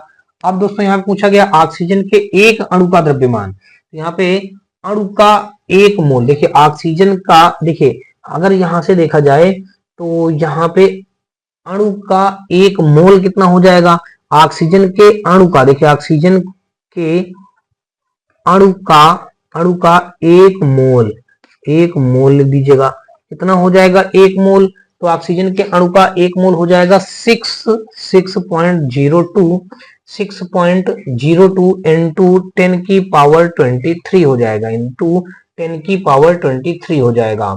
ऑक्सीजन के एक अणु का द्रव्यमान देखिए अब हम निकालेंगे, ऑक्सीजन के एक अणु का द्रव्यमान यहाँ पे लिख देते हैं, देख लीजिएगा ऑक्सीजन के एक अणु का द्रव्यमान, ऑक्सीजन के एक अणु का द्रव्यमान अगर आप देखेंगे तो ये हो जाएगा हमारा 32 बटे आ जाएगा 6.02 इंटू 10 की पावर 23, इतना हो जाएगा। अब अगर इसको हल करेंगे तो यहाँ पे वैल्यू आ जाएगा हमारा 5353 यानी कि 5.3 इंटू 10 की पावर -23 आ जाएगा। कितना आ जाएगा दोस्तों, -23 आ जाएगा। बस यही हमारा क्या आ जाएगा, इस क्वेश्चन का राइट आंसर आ जाएगा। आगे आप लिख लीजिएगा ग्राम, देख लीजिएगा कहां पे दिया गया 5.7 10 की पावर -23, देख लीजिए दिया गया डी ऑप्शन पे। तो 82 का हमारा विकल्प नंबर डी के साथ क्वेश्चन राइट हो जाएगा। 82 के बाद दोस्तों देखेंगे 83 नंबर और यहाँ पे कहा है कि मैग्नीशियम के 144 ग्राम में डाट डाट ग्राम परमाणु मौजूद होते हैं। मैग्नीशियम के 144 ग्राम में देख लीजिएगा। अब अगर देखेंगे तो मैग्नीशियम का द्रव्यमान कितना होता है हमारा, देखिए मैग्नीशियम का द्रव्यमान यहाँ पे देखेंगे यानी कि mg का क्या लिखेंगे, mg का मैग्नीशियम यानी कि mg का द्रव्यमान, यहाँ पे हमने लिख दिया दोस्तों mg का द्रव्यमान। देखिए हम यहाँ पे क्या लिख देंगे, mg का द्रव्यमान कितना हो जाएगा, mg का द्रव्यमान हमारा हो गया दोस्तों कितना, यहाँ पे मैग्नीशियम के 44 ग्राम में mg का द्रव्यमान दोस्तों कितना होता है, 144 होता है। तो यहाँ पे हमने देख लीजिएगा मैग्नीशियम का हमने कितना रख दिया दोस्तों, मतलब यहाँ पे मैग्नीशियम, देखिए मैग्नीशियम के 144 ग्राम में ना, तो मैग्नीशियम का द्रव्यमान निकालेंगे तो हमारा ये हो जाएगा 24 हो जाएगा। कितना हो जाएगा हमारा, ये आ जाएगा 24 आ जाएगा, ठीक है ना। 24 AMU लिखा जाता है, 24 AMU। तो फिर आगे दोस्तों देखेंगे, अब अगर आप निकालेंगे यहाँ से संख्या निकालेंगे, देखिए संख्या निकालेंगे, देखिए संख्या, तो यहाँ पे संख्या निकालेंगे तो ये देखिए 144 बटे 24 कर देंगे। देख लीजिए जब 44 बटे 24 करेंगे तो 24 छक्का 6 चौको 24 6 बार 24 छक्का 144 होता है। तो संख्या कितनी आ जाएगी, 6 दिया गया। दोस्तों देख लीजिएगा बी ऑप्शन पे। तो 83 का हमारा विकल्प नंबर बी के साथ क्वेश्चन राइट हो जाएगा। आगे दोस्तों देख लीजिएगा 83 के बाद दोस्तों देखेंगे 84 नंबर और यहाँ पे कहा है कि 273 के पर 1dm3 यानी कि क्षमता के एक पात्र में दी गई क्लोरीन की कौन सी मात्रा न्यूनतम दाब डालेगी, तो ये बात हमको बताना है। तो यहाँ पे अगर देखेंगे 84 नंबर में, तो ये जो हमारा दोस्तों हो जाएगा, इस क्वेश्चन को हल करेंगे यहाँ पे कितना आ जाएगा, देखिए 273 केल्विन पर 1 डेसीमीटर की पावर 3 क्षमता के एक पात्र में दी गई क्लोरीन की मात्रा अगर दोस्तों आप अगर डालेंगे, क्लोरीन की कौन सी मात्रा न्यूनतम डालेगी, तो इनमें से क्लोरीन की अगर हम कौन सी मात्रा डाल दें, क्लोरीन की दोस्तों अगर हम मात्रा डाल दें, ये देखिए 0.0355 ग्राम वाली मात्रा डाल दें तो यही हमारा क्या हो जाएगा, न्यूनतम वैल्यू आ जाएगी। यानी कि देखिए क्लोरीन की ये सब मात्राएं दी गई हैं, तो कहीं ना कहीं इसमें देख लीजिएगा सबसे छोटा कौन है, देखिए सबसे छोटा यही तो करा इसमें करा क्षमता के एक पात्र में दी गई क्लोरीन की कौन सी मात्रा न्यूनतम दाब डालेगी। तो ये जो चार ऑप्शन दिए गए करा इनमें से कौन सी वैल्यू का इसमें मल्टीप्लाई किया जाए तो सबसे कम से कम यानी कि न्यूनतम वैल्यू निकल करके आएगी। देखिए ये 6 है तो ये तो बड़ी ही आएगी इससे, ये 0.02 है ना, 0.02 है, और यहाँ पे आगे फिर और बढ़ता चला जाएगा, ये 0.03 है, ये 0.071 है। तो कहीं ना कहीं अगर आप देखेंगे तो या तो बी या तो ये सी यही छोटे हैं, लेकिन कहीं ना कहीं इससे देखिए ये मोल में दिया गया है, ये ग्राम में दिया गया है, तो मोल वाला नहीं, आपको यहाँ पे ग्राम वाली ही वैल्यू देखनी है। तो ये देख लीजिएगा ये ग्राम वाला छोटा होता है दोस्तों, तो ये जो ग्राम दिया गया है इस वैल्यू को अगर 84 में देखेंगे तो हमने बताया कि कहीं ना कहीं ये आपका बड़ा वैल्यू हो जाएगा, ये आपकी छोटी वैल्यू हो जाएगी ग्राम वाली। तो ग्राम वाली जब वैल्यू ये छोटी है दोस्तों देख लीजिएगा तो कहीं ना कहीं ये हमारा सबसे छोटा ही तो हो जाएगा। देखिए 0.071 ग्राम से तो ये 0.0355 ग्राम हमारा छोटा ही है, तो ये जो हमारा न्यूनतम दाब डालेगी 84 का हमारा सी ऑप्शन देख लीजिएगा, सी ऑप्शन दिया गया 0.0355 ग्राम, यही हमारे इस क्वेश्चन का राइट आंसर बन जाएगा। आगे दोस्तों देख लीजिएगा 85 नंबर, और 85 नंबर क्वेश्चन में कहा है कि ऑक्सीजन का ग्राम आणविक द्रव्यमान 32 ग्राम है, ऑक्सीजन का घनत्व तो 1.429 ग्राम प्रति सीसी है, ऑक्सीजन का ग्राम आणविक आयतन क्या है, ये बात हमको बताना है। तो 85 का दोस्तों अगर आप देखेंगे तो विकल्प नंबर जो हमारा देख लीजिएगा यहाँ पे, इसको जब निकालेंगे तो इन चार विकल्पों में से हमारा जो विकल्प आएगा, देखिए ऑक्सीजन का 1 ग्राम आणविक द्रव्यमान कितना दिया गया है, यहाँ पे 32 दिया गया है। यहाँ पे देखेंगे तो ये हमारा लिख दिएंगे ऑक्सीजन का 1 ग्राम आणविक द्रव्यमान, आणविक, तो यहाँ पे हम लिख देंगे आणविक द्रव्यमान आगे लिख देंगे। 1 ग्राम आणविक द्रव्यमान कितना दिया गया है, 32 ग्राम दिया गया, तो हमने यहाँ पे लिख दिया दोस्तों 32 ग्राम लिख दिया। कितना लिख दिया दोस्तों, यहाँ पे हमने लिख दिया 32 ग्राम। तो यहाँ से अगर दोस्तों अब आप देखेंगे तो 32 ग्राम हमने ये लिख दिया। अब कह रहा ऑक्सीजन का घनत्व तो 1.429 ग्राम सीसी करके दिया जाए, तो देख लीजिएगा ऑक्सीजन का घनत्व तो कितना दिया गया है, देखिए यहाँ पे ऑक्सीजन का घनत्व आगे ले दीजिएगा, घनत्व ऑक्सीजन घनत्व कितना दिया गया 1.429 ग्राम सीसी दिया गया, ठीक है, ये हो गया। अब अगर आगे और देखेंगे तो ऑक्सीजन का ग्राम आणविक आयतन देख लीजिएगा, अब ऑक्सीजन का ग्राम आणविक आयतन, ग्राम आगे ले दीजिएगा आणविक आयतन, देखिए ऑक्सीजन ग्राम आणविक आयतन अगर आप देखेंगे तो ये कितना हो जाएगा हमारा द्रव्यमान, तो द्रव्यमान हमारा कितना दिया गया है 32 बटे घनत्व, तो घनत्व दिया गया 1.429 दिया गया, 1.429 दिया गया है। इसका जब इसमें देख लीजिएगा यहाँ पे हमने पॉइंट हटाया, ऊपर 3 जीरो बढ़ा देंगे, तो अब देख लीजिए 3 जीरो बढ़ गया। अब इसका इसमें जब भाग करेंगे तो कितनी वैल्यू आ जाएगी, ये आ जाएगी हमारी 22.4 लीटर आ जाएगी, लीटर में हमने इसको कन्वर्ट कर दिया, ठीक है भाई, 22.4 आ जाएगा। ये कहाँ पे दिया गया है, ये दिया गया है ए ऑप्शन पे। तो 85 का दोस्तों विकल्प नंबर हमारा ए के साथ क्वेश्चन राइट हो जाएगा। आगे दोस्तों देख लीजिएगा 86 नंबर, और 86 नंबर क्वेश्चन में कहा है कि निम्नलिखित में से किसका द्रव्यमान सबसे अधिक होगा, कार्बन के 1022 परमाणु का, CO2 के 1022 परमाणु का, 1 ग्राम लोहा का, NH3 के 0.1 मोल का। तो यहाँ पे अगर दोस्तों आप देखेंगे 86 नंबर जो हमारा दिया गया है, इसमें कहा निम्नलिखित में से किसका द्रव्यमान सबसे अधिक होगा, तो सबसे अधिक द्रव्यमान दोस्तों हमारा ये अमोनिया जो लिखा है, अमोनिया यानी NH3 0.1 मोल, यही हमारा इस क्वेश्चन का राइट आंसर हो जाएगा। विकल्प नंबर हमारा 86 का डी के साथ क्वेश्चन राइट बन जाएगा। आगे दोस्तों देख लीजिएगा, और अगला हमारा कहा है कि कार्बन का परमाणु द्रव्यमान 12 है, कार्बन के 24 ग्राम में अणुओं की संख्या ज्ञात कीजिए। तो देख लीजिएगा अणुओं की संख्या अगर आप निकालने के लिए बोला गया तो अणुओं की संख्या लिख दीजिएगा, यहाँ पे हम लिखेंगे क्या, अणुओं की संख्या, अणुओं की आगे लिख दीजिएगा भाई संख्या लिखेंगे। तो अणुओं की संख्या अगर यहाँ पे देखी जाए तो हमारा क्या हो जाएगा, अणुओं की संख्या हमारी हो जाएगा, देखिए दिया गया द्रव्यमान बटे द्रव्यमान संख्या, देखिए द्रव्यमान हमारा कितना दिया गया 24 बटे द्रव्यमान संख्या कितनी दी गई है 12, 12 दूनी 24 अणुओं की संख्या कितनी निकल के आ जाएगी? 2 2 दिया गया है ए ऑप्शन पे। तो 87 का विकल्प नंबर हमारा ए के साथ क्वेश्चन राइट हो जाएगा। नेक्स्ट क्वेश्चन दोस्तों देख लीजिएगा 88 नंबर, और 88 नंबर क्वेश्चन पे दोस्तों देखेंगे तो हमारा देख लीजिएगा क्या दिया गया है। इस पे कहा गया कि SO2, यहाँ पे बताया गया कि SO2 के 0.6 अणु में सल्फर के कितने परमाणु मौजूद हैं? SO2 के 0.6 अणु में सल्फर के कितने परमाणु मौजूद हैं? तो देख लीजिएगा सल्फर के कितने परमाणु मौजूद हैं, तो 3.6। देख लीजिएगा SO2 के 0.6 परमाणु में अणु में सल्फर के कितने परमाणु मौजूद हैं, ये बात बताना है। तो यहाँ पे देखेंगे SO2 के एक अणु सल्फर के परमाणुओं की संख्या अगर निकाली जाए तो दोस्तों कितनी हो जाएगी हमारी? 6.023 इंटू 10 की पावर 23 हो जाएगी।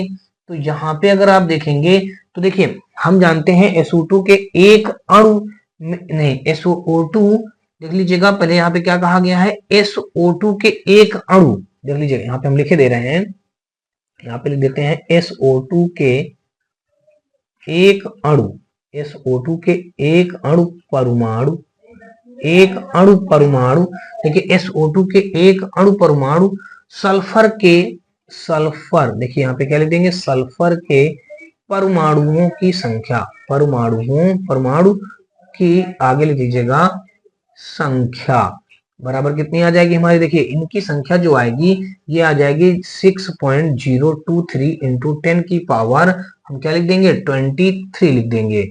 अब दोस्तों आगे देख लीजिएगा, अब 0.6 के सल्फर परमाणु संख्या, अब देखिए यहाँ पे अब हमको लिखना है क्या 0.6, तो यहाँ पे हम क्या कर देंगे, देखिए यहाँ पे लिख देंगे SO2 के 0.6, देखिए SO2 के 0.6 परमाणु सल्फर के परमाणु आगे ले दीजिएगा सल्फर, परमाणु सल्फर के परमाणुओं की संख्या, के परमाणु की संख्या, के परमाणु आगे ले दीजिए की संख्या। देखिए संख्या यहाँ पे अगर लिखेंगे तो यहाँ पे क्या हो जाएगा, ये 0.6 का इसमें मल्टीप्लाई हो जाएगा, यहाँ पे 6.023 इंटू 10 की पावर 23। जब इसका मल्टीप्लाई कर देंगे दोस्तों तो मल्टीप्लाई करने पे हमारा वैल्यू कितना आ जाएगा, मल्टीप्लाई करने पे वैल्यू हमारा आ जाएगा दोस्तों देख लीजिएगा यहाँ पे आ जाएगा हमारा, ये बन जाएगा 3.613 इंटू 10 की पावर 23। ये डी में जो दिया गया देख लीजिएगा डी वाला वैल्यू हमारा मैच कर जाएगा, यही हमारे इस क्वेश्चन का राइट आंसर हो जाएगा। 6×18 दोस्तों देख लीजिएगा यहाँ से अगर आप देखेंगे तो ये हमारा देख लीजिएगा 6×18 6 दूनी 12 1 13, और फिर यहाँ पे देखेंगे तो फिर 600 और फिर यहाँ पे देख लीजिएगा देखिए 6 दूनी 12 1 13 13 की पूरी 13, अच्छा 36 36 पूरी 36, 3 अंक बाद दशमलव लगा देंगे, 3 1 4 अंक बाद दशमलव लगा देंगे। देखिए 3 अंक यहाँ पे था और 1 अंक यहाँ पे, एक हमारा 8 यहाँ पे भी आ जाएगा, ठीक है ना, ऐसे आ जाएगा। तो समथिंग इसको हम क्या लिख देंगे, देखिए 3.613 लिख देंगे इंटू 10 की पावर 23 लिख देंगे, यही हमारे इस क्वेश्चन का राइट आंसर हो जाएगा जो कि डी पे दिया गया है। तो 88 का देखेंगे तो विकल्प नंबर हमारा डी के साथ क्वेश्चन राइट हो जाएगा। 88 के बाद दोस्तों देख लीजिएगा 89 नंबर, और 89 नंबर हमारा दिया गया है, कहा गया है कि PbO प्लस HCl बराबर यहाँ पे दिया गया PbCl2 प्लस H2O समीकरण पर ध्यान दें, उक्त समीकरण के संतुलन हेतु HCl के डॉट डॉट मोल्स की आवश्यकता होती है, कितने मोल्स की हमको आवश्यकता होगी? तो देख लीजिएगा HCl, देखिए H के लिए तो यहाँ पे 2 है, देख लीजिएगा यहाँ पे H के लिए 2, यहाँ पे केवल एक ही H है, और देख लीजिएगा Cl2, देख लीजिएगा Cl2 के लिए भी 2 है, तो हमको 2 मोल की आवश्यकता होगी, कितनी आवश्यकता होगी? 2 मोल की आवश्यकता होगी, तभी जाके हमारा समीकरण संतुलित हो जाएगा। तो 89 का हमारा विकल्प नंबर ए के साथ क्वेश्चन राइट हो जाएगा। 90 नंबर दोस्तों देख लीजिएगा, और 90 नंबर क्वेश्चन में कहा है कि ऑक्सीजन के 0.3 मोल का द्रव्यमान क्या है? ऑक्सीजन के 0.3 मोल का द्रव्यमान क्या है? तो ऑक्सीजन के 0.3 मोल का द्रव्यमान भी पूछा गया है। तो देखिए अब यहाँ पे अगर आप जानेंगे तो ऑक्सीजन का हम जानते हैं, ऑक्सीजन के 1 मोल का परमाणु कितना होता है? 16। तो यहाँ पे कहा है ऑक्सीजन का ना, तो यहाँ पे क्या हो जाएगा, तो यहाँ पे हम 16 ऑक्सीजन का O2 होता है, देख लीजिएगा हम यहाँ पे कहेंगे देख लीजिएगा O2, ऑक्सीजन के हम लिख देंगे ऑक्सीजन के 1 मोल का परमाणु द्रव्यमान, यहाँ पे लिख दीजिएगा हम लिखते हैं ऑक्सीजन के 1 मोल, ऑक्सीजन के 1 मोल परमाणु, एक मोल परमाणु द्रव्यमान, एक मोल परमाणु द्रव्य, आगे लिख दीजिएगा द्रव्यमान, द्रव्यमान, परमाणु द्रव्यमान कितना हो जाएगा हम जानते हैं 16 होता है। जब 16 हो जाएगा दोस्तों तो यहाँ पे हमारा देख लीजिएगा, तो अब यहाँ पे देखिए जब 16 हो जाएगा तो हमारा क्या ऑक्सीजन 0.3 मोल अणु का आणविक द्रव्यमान। तो यहाँ से अगर देखेंगे तो ऑक्सीजन O2 होता है, तो ये O2 देखिए 16 मल्टीप्लाई 2 32 हो जाएगा, ये तो हमारा 32 आ गया। अब हम निकालेंगे क्या, हम निकालेंगे ऑक्सीजन के 0.3, यहाँ पे लिख दीजिएगा, हम लिखेंगे ऑक्सीजन के 0.3, ऑक्सीजन के 0.3 मोल, ऑक्सीजन के 0.3 मोल या अणु, मोल या अणु, मोल या अणु का आणविक द्रव्यमान, आगे लीजिए का आणविक, आणविक, आगे ले दीजिएगा द्रव्यमान, द्रव्यमान हमारा क्या हो जाएगा, ये हो जाएगा दोस्तों 0.3। तो अब हम क्या करेंगे, इस 32 में मल्टीप्लाई कर देंगे 0.3 का, तो 3 दूनी 6, 3 त्रिका 9, 1 10, एक अंक बाद दशमलव, तो 10.6 आ जाएगा। कितना आ जाएगा दोस्तों, देख लीजिएगा यहाँ पे हमारा 32 आया था हमारा, 32 में हम यही तो आ जाएगा 16 दूनी 32, ठीक है 0.3 का मल्टीप्लाई कर देंगे, जब 0.3 का मल्टीप्लाई करेंगे 3 दूनी 6 हो जाएगा, और 3 त्रिका 9 ही तो आएगा, हमने एक हासिल जबरदस्ती जोड़ दिया था दोस्तों, तो 9.6 आ जाएगा ना, तो यहाँ से आ जाएगा हमारा 9.6 आ जाएगा। तो ये 9.6 ग्राम दोस्तों आगे लिख दीजिएगा, ग्राम दिया गया हमारा बी ऑप्शन पे। तो कुल मिलाकर के 90 का दोस्तों देखा जाए तो विकल्प नंबर हमारा बी के साथ क्वेश्चन राइट हो जाएगा। आगे दोस्तों देख लीजिएगा 90 के बाद हम लोग देखेंगे 91 नंबर, और 91 नंबर क्वेश्चन पे हमारा कहा गया कि 90 ग्राम पानी में मौजूद मोल की संख्या ज्ञात कीजिए। 90 ग्राम पानी में मोल की संख्या ज्ञात कीजिए, एक मोल यानी कि H2O का द्रव्यमान। तो यहाँ पे लिखेंगे, हम लिखेंगे यहाँ पे एक मोल, देख लीजिएगा यहाँ पे एक मोल H2O, H2O क्या है हमारा, जल ही तो है, H2O आगे लिख देंगे यहाँ पे, समझ लीजिएगा जल का द्रव्यमान, हम यहाँ पे लिख देंगे द्रव्यमान, ठीक है।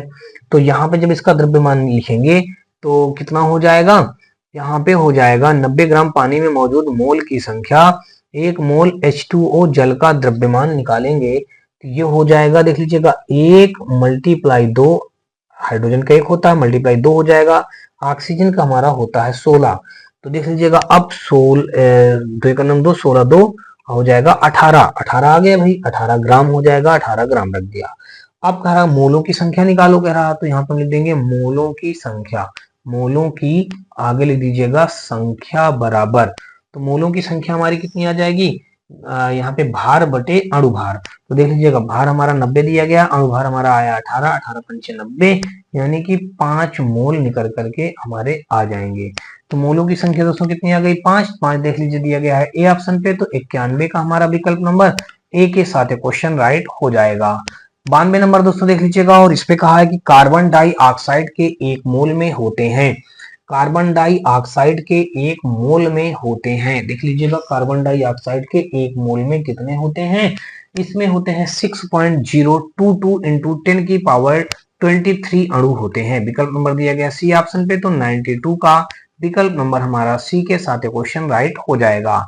हम अभी पीछे निकाल भी चुके हैं कार्बन डाइऑक्साइड के 1 मोल में अणुओं की संख्या, तो वही हम दोस्तों यहाँ पे डायरेक्टली हल कर दिया। फिर कह रहा 16 ग्राम ऑक्सीजन में ऑक्सीजन के डाट डाट परमाणु होते हैं, देख लीजिएगा ऑक्सीजन के डाट डाट परमाणु होते हैं, तो यहाँ पे देखिए 1 मोल में हम कितना हम जानते हैं, देखिए 1 मोल ऑक्सीजन में ऑक्सीजन के कितना हो जाएगा, देखिए अगर हम 16 ग्राम ऑक्सीजन में मोलों की संख्या निकालें, तो यहाँ पे लिख दीजिएगा, देखिए ऑक्सीजन O होता है, यहाँ पे लिख दीजिएगा 16 ग्राम ऑक्सीजन, 16 ग्राम ऑक्सीजन में मोलों की संख्या, मोलों की आगे क्या लिखेंगे संख्या, तो कितना हो जाएगी, ऑक्सीजन का 16 होता है बटे 16, तो हमारा आ जाएगा 1 आ जाएगा, कितना आ जाएगा भाई हमारा 1 आ गया। तो ठीक है 1 मोल आ गया, यहाँ पे आगे लिख दीजिएगा 1 मोल आ गया। अब हम लिखेंगे 1 मोल ऑक्सीजन में ऑक्सीजन के परमाणु होते हैं, तो यहाँ पे कितना हो जाएगा हमारा दोस्तों देख लीजिएगा, अब 16 ग्राम ऑक्सीजन में ऑक्सीजन के परमाणु, देखिए 16 ग्राम में यहाँ पे हम लिख देंगे 16 ग्राम ऑक्सीजन में, 16 ग्राम ऑक्सीजन में ऑक्सीजन के ऑक्सीजन हम लिखेंगे क्या, ऑक्सीजन के क्या लिखेंगे, ऑक्सीजन के कितना हो जाएगा, ऑक्सीजन के यहाँ पे आ जाएगा 6.022 इंटू 10 की पावर 23 परमाणु हो जाएगा। कितना हो जाएगा, इतने परमाणु। तो ये दोस्तों देख लीजिएगा कहाँ पे दिया गया है हमारा 6.022 इंटू 10 की पावर 23 ये दिया गया सी ऑप्शन। तो यही हमारे इस क्वेश्चन का राइट आंसर हो जाएगा। तो यहाँ पे 16 ग्राम ऑक्सीजन के 16 ग्राम ऑक्सीजन में परमाणु संख्या, यहाँ पे ले दीजिएगा 16 ग्राम ऑक्सीजन में परमाणु संख्या, आगे लिखेंगे क्या लिखेंगे, परमाणु संख्या, आगे यहाँ पे ले दीजिएगा परमाणु, आगे ले दीजिएगा यहाँ पे संख्या। ठीक है, कितना आ गया हमारा, ये आ जाएगा हमारा कुल मिलाकर के सी ऑप्शन। तो 93 का विकल्प नंबर हमारा सी के साथ क्वेश्चन राइट हो जाएगा। आगे दोस्तों देख लीजिएगा 94 नंबर, और 94 नंबर हमारा दोस्तों देख लीजिएगा दिया क्या गया है, इस पे कहा गया है कि यह देखते हुए कि ऑक्सीजन के 1 मोल परमाणु का वजन 16 ग्राम है तो ओजोन का अणुभार कितना होगा। तो ओजोन का अणुभार हम जानते हैं दोस्तों कितना होता है, ओजोन का O3 होता है। देख लीजिएगा ओजोन का O3 होता है, तो हम जानते हैं 16 मल्टीप्लाई 3 कर देंगे तो 16 3 48 आ जाएगा। 48 हमारा यहाँ पे ग्राम प्रति मोल निकल के आ जाएगा। ये दोस्तों देख लीजिए कहाँ पे दिया गया है, ये दिया गया हमारा बी ऑप्शन पे। तो 94 का विकल्प नंबर हमारा बी के साथ क्वेश्चन राइट हो जाएगा। आगे दोस्तों देख लीजिएगा 95 नंबर, और यहाँ पे कहा गया है कि रसायन शास्त्र में कण यानी कि मोल शब्द का परिचय किसने कराया था। रसायन शास्त्र में कण यानी कि मोल शब्द का परिचय किसने कराया था। ए लेवोइसियर ने कराया था, एमिदो एवोगार्डो ने कराया था, विल्हेम ओस्टवाल्ड ने कराया था, जॉन डाल्टन ने कराया था। फिर समझिएगा रसायन शास्त्र में कण यानी कि मोल शब्द का परिचय किसने करवाया था, तो वो थे विल्हेम ओस्टवाल्ड ने करवाया था। कौन करवाया था दोस्तों, विल्हेम ओस्टवाल्ड। ये दिया गया है हमारा विकल्प नंबर सी पे। तो 95 का दोस्तों सी के साथ क्वेश्चन राइट हो जाएगा। नेक्स्ट क्वेश्चन दोस्तों देख लीजिएगा 95 के बाद हम लोग देखेंगे 96 नंबर, और यहाँ पे कहा है कि रसायनज्ञ के लिए गणना की इकाई क्या है। रसायनज्ञ के लिए गणना की इकाई क्या है, तो गणना की इकाई दोस्तों यहाँ पे हो जाएगा मोल हो जाएगा। क्या हो जाएगा, मोल हो जाएगा। तो ये रसायनज्ञ के लिए गणना की इकाई मोल होती है, यानी कि 1 मोल बराबर हमने क्या जाना है दोस्तों, यहाँ पे हम जानते हैं 1 मोल बराबर 6.022 इंटू 10 की पावर 23 होता है। क्या होता है, 3 परमाणु, ये हमारा इतना होता है। तो रसायनज्ञ के लिए हमारा क्या हो जाएगा, मोल इकाई गणना के लिए यूज की जाती है। तो 96 का हमारा विकल्प नंबर ए के साथ क्वेश्चन राइट हो जाएगा। आगे दोस्तों देख लीजिएगा 97 नंबर, और यहाँ पे हमारा कहा गया है कि एल्युमिनियम का परमाणु द्रव्यमान 27 है, तो कह रहा एल्युमिनियम के 54 ग्राम में मौजूद अणुओं की संख्या ज्ञात कीजिए। एल्युमिनियम का परमाणु द्रव्यमान कह रहा 27 है, तो एल्युमिनियम के 54 ग्राम में मौजूद किसकी संख्या निकालनी है, अणुओं की संख्या ज्ञात करनी है। तो यहां से दोस्तों देख लीजिएगा, अब अगर यहाँ पे देखेंगे तो हम जानते हैं कि भाई पदार्थ का द्रव्यमान कितना बता दिया गया, यहाँ पे 54 बता दिया गया। देखिए 54 बटे हमारा यहाँ पे क्या हो जाएगा, ये हो दिया गया उनका द्रव्यमान कितना बताया गया 27, तो 27 दूना 54, तो 2 आ जाएगा। 2 दोस्तों देख लीजिए दिया गया ए ऑप्शन पे। तो यहाँ पे कुल मिलाकर के आपने निकाल लिया मोलों की संख्या का ना, मौजूद अणुओं की संख्या। तो अणुओं की संख्या हमने क्या निकाल लिया है, अणुओं कह दिया जाए या फिर मोलों कह दिया जाए, तो मोलों की संख्या हमने क्या निकाल लिया दोस्तों 2। विकल्प नंबर हमारा ए के साथ क्वेश्चन राइट हो जाएगा। आगे दोस्तों देख लीजिएगा 97 के बाद दोस्तों 98 नंबर देखेंगे, और यहाँ पे कहा है कि मोल की सही परिभाषा निम्न में से कौन सी है। या पदार्थ के ग्राम परमाणु के भार बराबर होते हैं। इसमें दिए हुए पदार्थ के 6.022 इंटू 10 की पावर 20 दिया ना परमाणु होते हैं। तो ये तो दोस्तों देख लीजिएगा कौन सी परिभाषा, मतलब कह रहा ना मोल की सही परिभाषा, ये तो गलत दिया गया है। ये यहाँ पे 23 होना चाहिए ना, इसलिए देखिए बी तो हमको तुरंत ही गलत मिल गया। फिर आगे कहा गया है, यहाँ पे देख लीजिएगा बी तो हमको तुरंत ही गलत मिल गया। अब अगर आगे देखेंगे तो आगे कहा गया है कि यह पदार्थ के ग्राम आणविक भार के बराबर होता है। फिर इसमें दिए हुए पदार्थ 6 पॉइंट इतने अणु होते हैं। ये बात सही कहा गया, ये भी सही कहा गया, ये भी सही कहा गया है। तो देख लीजिएगा 98 का ये हमारा दिया गया विकल्प ए सी डी, देख लीजिएगा ए ऑप्शन पे दिया गया है। तो 98 का हमारा ए के साथ क्वेश्चन राइट हो जाएगा। 98 के बाद दोस्तों 99 नंबर देखेंगे, और यहाँ पे कहा है कि N2 गैस के 0.5 मोल के द्रव्यमान की गणना करें। अणु के मोल के द्रव्यमान हमारा 14 ग्राम, 2.8 ग्राम, 28 ग्राम, 1.4 ग्राम। N2 गैस के 0.5 मोल के द्रव्यमान की गणना करें। तो 99 में दोस्तों अगर आप देखेंगे तो N2 जो कहा गया है ना, तो N2 में देख लीजिएगा, यहाँ पे हम जानते हैं कि N2 1 मोल का द्रव्यमान दोस्तों देख लीजिए, नाइट्रोजन का हम जानते हैं 14 होता है। देख लीजिएगा N2 का निकालेंगे तो ये 14 मल्टीप्लाई 2 कर देंगे तो यहाँ पे आ जाएगा 28 आ जाएगा, 28 ग्राम हमारा बन जाएगा। ठीक है, फिर कहा गया है N2 के 0.5 मोल के लिए, देखिए N2 ये 1 मोल के लिए, देखिए 1 मोल के लिए, 1 मोल के लिए अब यहाँ पे क्या करेंगे 0.5 मोल के लिए, अब 0.5 मोल के लिए N2, ठीक है ना। यहाँ पे देखेंगे तो यहाँ पे कितना आ जाएगा हमारा, यहाँ पे आ जाएगा हमारा ये 28 मल्टीप्लाई 0.5 कर देंगे तो यहाँ पे कितना आ जाएगा हमारा 14 ग्राम आ जाएगा, 14 ग्राम। ये 14 ग्राम दोस्तों देख लीजिए हमारा दिया गया है कहाँ पे, ये ए ऑप्शन पे मौजूद है। तो विकल्प नंबर हमारा 99 का दोस्तों हमारा ए के साथ क्वेश्चन राइट हो जाएगा। नेक्स्ट क्वेश्चन दोस्तों देख लीजिएगा, 99 के बाद हम लोग देखेंगे 100 नंबर क्वेश्चन, और 100 नंबर क्वेश्चन पे हमारा दिया गया है किसी भी पदार्थ के 1 मोल में मौजूद कणों की संख्या क्या है। किसी भी पदार्थ के 1 मोल में मौजूद कणों की संख्या क्या है। तो दोस्तों यहाँ पे देखेंगे किसी भी पदार्थ के 1 मोल में मौजूद कणों की संख्या क्या है, तो ये हमारा हो जाएगा दोस्तों, आप जानते हैं किसी भी मौजूद मोल मतलब उसमें पदार्थ के 1 मोल की कणों की संख्या हमारा होता है 6.022 into 10 की पावर 23। ये दोस्तों देख लीजिए कहाँ पे हमारा दिया गया है 6.022 into 10 की पावर 23, ये दिया गया बी ऑप्शन पे। तो कुल मिलाकर के 100 का दोस्तों विकल्प नंबर हमारा बी के साथ क्वेश्चन राइट हो जाएगा। तो होप तो दोस्तों आपको अभी तक मेरे द्वारा बताए गए सारे क्वेश्चन अच्छी तरीके से समझ में आए होंगे। फिर भी दोस्तों आपको बता दूं, यदि किसी भी क्वेश्चन में किसी प्रकार का कोई डाउट हो तो आप मुझे कमेंट सेक्शन में कमेंट करके बताएं। वीडियो का दोस्तों कोई भी पार्ट थोड़ा सा भी पसंद आए तो आप हमारी वीडियो को लाइक करिएगा, अपने दोस्तों ज्यादा से ज्यादा शेयर करिएगा। साथ में दोस्तों यदि आप चैनल पे पहली बार आए हो तो चैनल को सब्सक्राइब कर घंटी जरूर दबा लीजिएगा। और दोस्तों आप हमारे WhatsApp channel, Telegram channel, WhatsApp group से भी जुड़ सकते हैं। इन सबका लिंक दोस्तों आपको हमारी इसी वीडियो के डिस्क्रिप्शन पे मिल जाएगा, जहां से आप लोग आसानी से जुड़ सकते हैं। वीडियो में जुड़ने से आपको ढेरों प्रकार के बेनिफिट मिलेंगे, जैसे कि दोस्तों आपको बता दूं कि हर रोज का करंट अफेयर आपको हमारे इस ग्रुप चैनल से मतलब ग्रुप से मिलता रहेगा।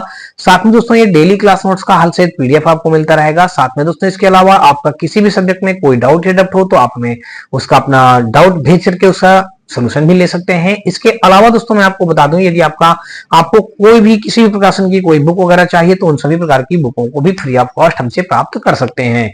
तो ये सारे बेनिफिट हैं दोस्तों आपको हमारे ग्रुप में जुड़ने से। तो दोस्तों कहीं ना कहीं आप लोग ज्यादा से ज्यादा संख्या में ग्रुप से जुड़ करके इन सब बेनिफिटों का लाभ जरूर लीजिएगा। और दोस्तों आप जानते हैं कि रेलवे भर्ती बोर्ड ने एग्जाम की डेट निश्चित कर दी है, यानी कि 25 नवंबर से एग्जाम हमारे स्टार्ट हो जाएंगे। तो अभी से आप लोग अपनी तैयारी में मजबूती दीजिएगा, और अभी आपके पास समथिंग 1 महीने का टाइम है। इस 1 महीने में आप इतनी मेहनत कर लीजिएगा कि आपकी एक सीट सुनिश्चित हो सके। दोस्तों मैं आपको बता दूं कि हमारे इस चैनल पे रेलवे भर्ती बोर्ड से पूछे गए प्रीवियस ईयर के क्वेश्चनों को ही यहाँ पे सॉल्व करवाया जाता है। जैसे कि दोस्तों आपको बता दूं कि वाईसीटी रीजनिंग की जो बुक है दोस्तों, हमने वाईसीटी रीजनिंग की कंप्लीट बुक हमने पढ़ा रखी है। अगर आप ना देखे हो तो प्लेलिस्ट विजिट करिएगा, वहां से आपको उस बुक का पूरा हर एक वीडियो के हर एक चैप्टर के क्वेश्चन वहां पे सॉल्व करवाए गए हैं। उन सब सारे क्वेश्चनों को आप आसानी से देख लीजिएगा। मैथ की भी क्लास दोस्तों हर रोज शाम को चलती है, आप लोग मैथ भी देखना में भूलेंगे। साइंस में दोस्तों हम आपको बता दें कि फिजिक्स और बायोलॉजी कंप्लीट हो चुका है, और अब हमारा इस समय पे केमिस्ट्री चल रहा है। केमिस्ट्री भी जल्दी ही हम पूरा प्रयास करेंगे इस मंथ में केमिस्ट्री भी हमारी कंप्लीट हो जाए। बाकी थोड़ा सा बचेगा दोस्तों कंप्यूटर से रिलेटेड जानकारी, तो कंप्यूटर से रिलेटेड जानकारी को दोस्तों जल्दी ही हम लोग उसको भी फिनिश कर लेंगे। और दोस्तों जनरल अवेयरनेस से रिलेटेड हमारे यहाँ पे प्लेलिस्ट बना है। कुल मिलाकर दोस्तों जो आप प्लेलिस्ट विजिट करेंगे तो आपको प्लेलिस्ट में सारी प्रकार की वीडियो मिल जाएंगी। तो ये सारे बेनिफिट है दोस्तों। चलिए हम लोग मिलते हैं नेक्स्ट पार्ट में। आपका कोई राय सुझाव हो तो अपने कमेंट सेक्शन में हमें कमेंट करके जरूर बताएं। मिलते हैं दोस्तों नए पार्ट में, तब तक के लिए दोस्तों जय हिंद।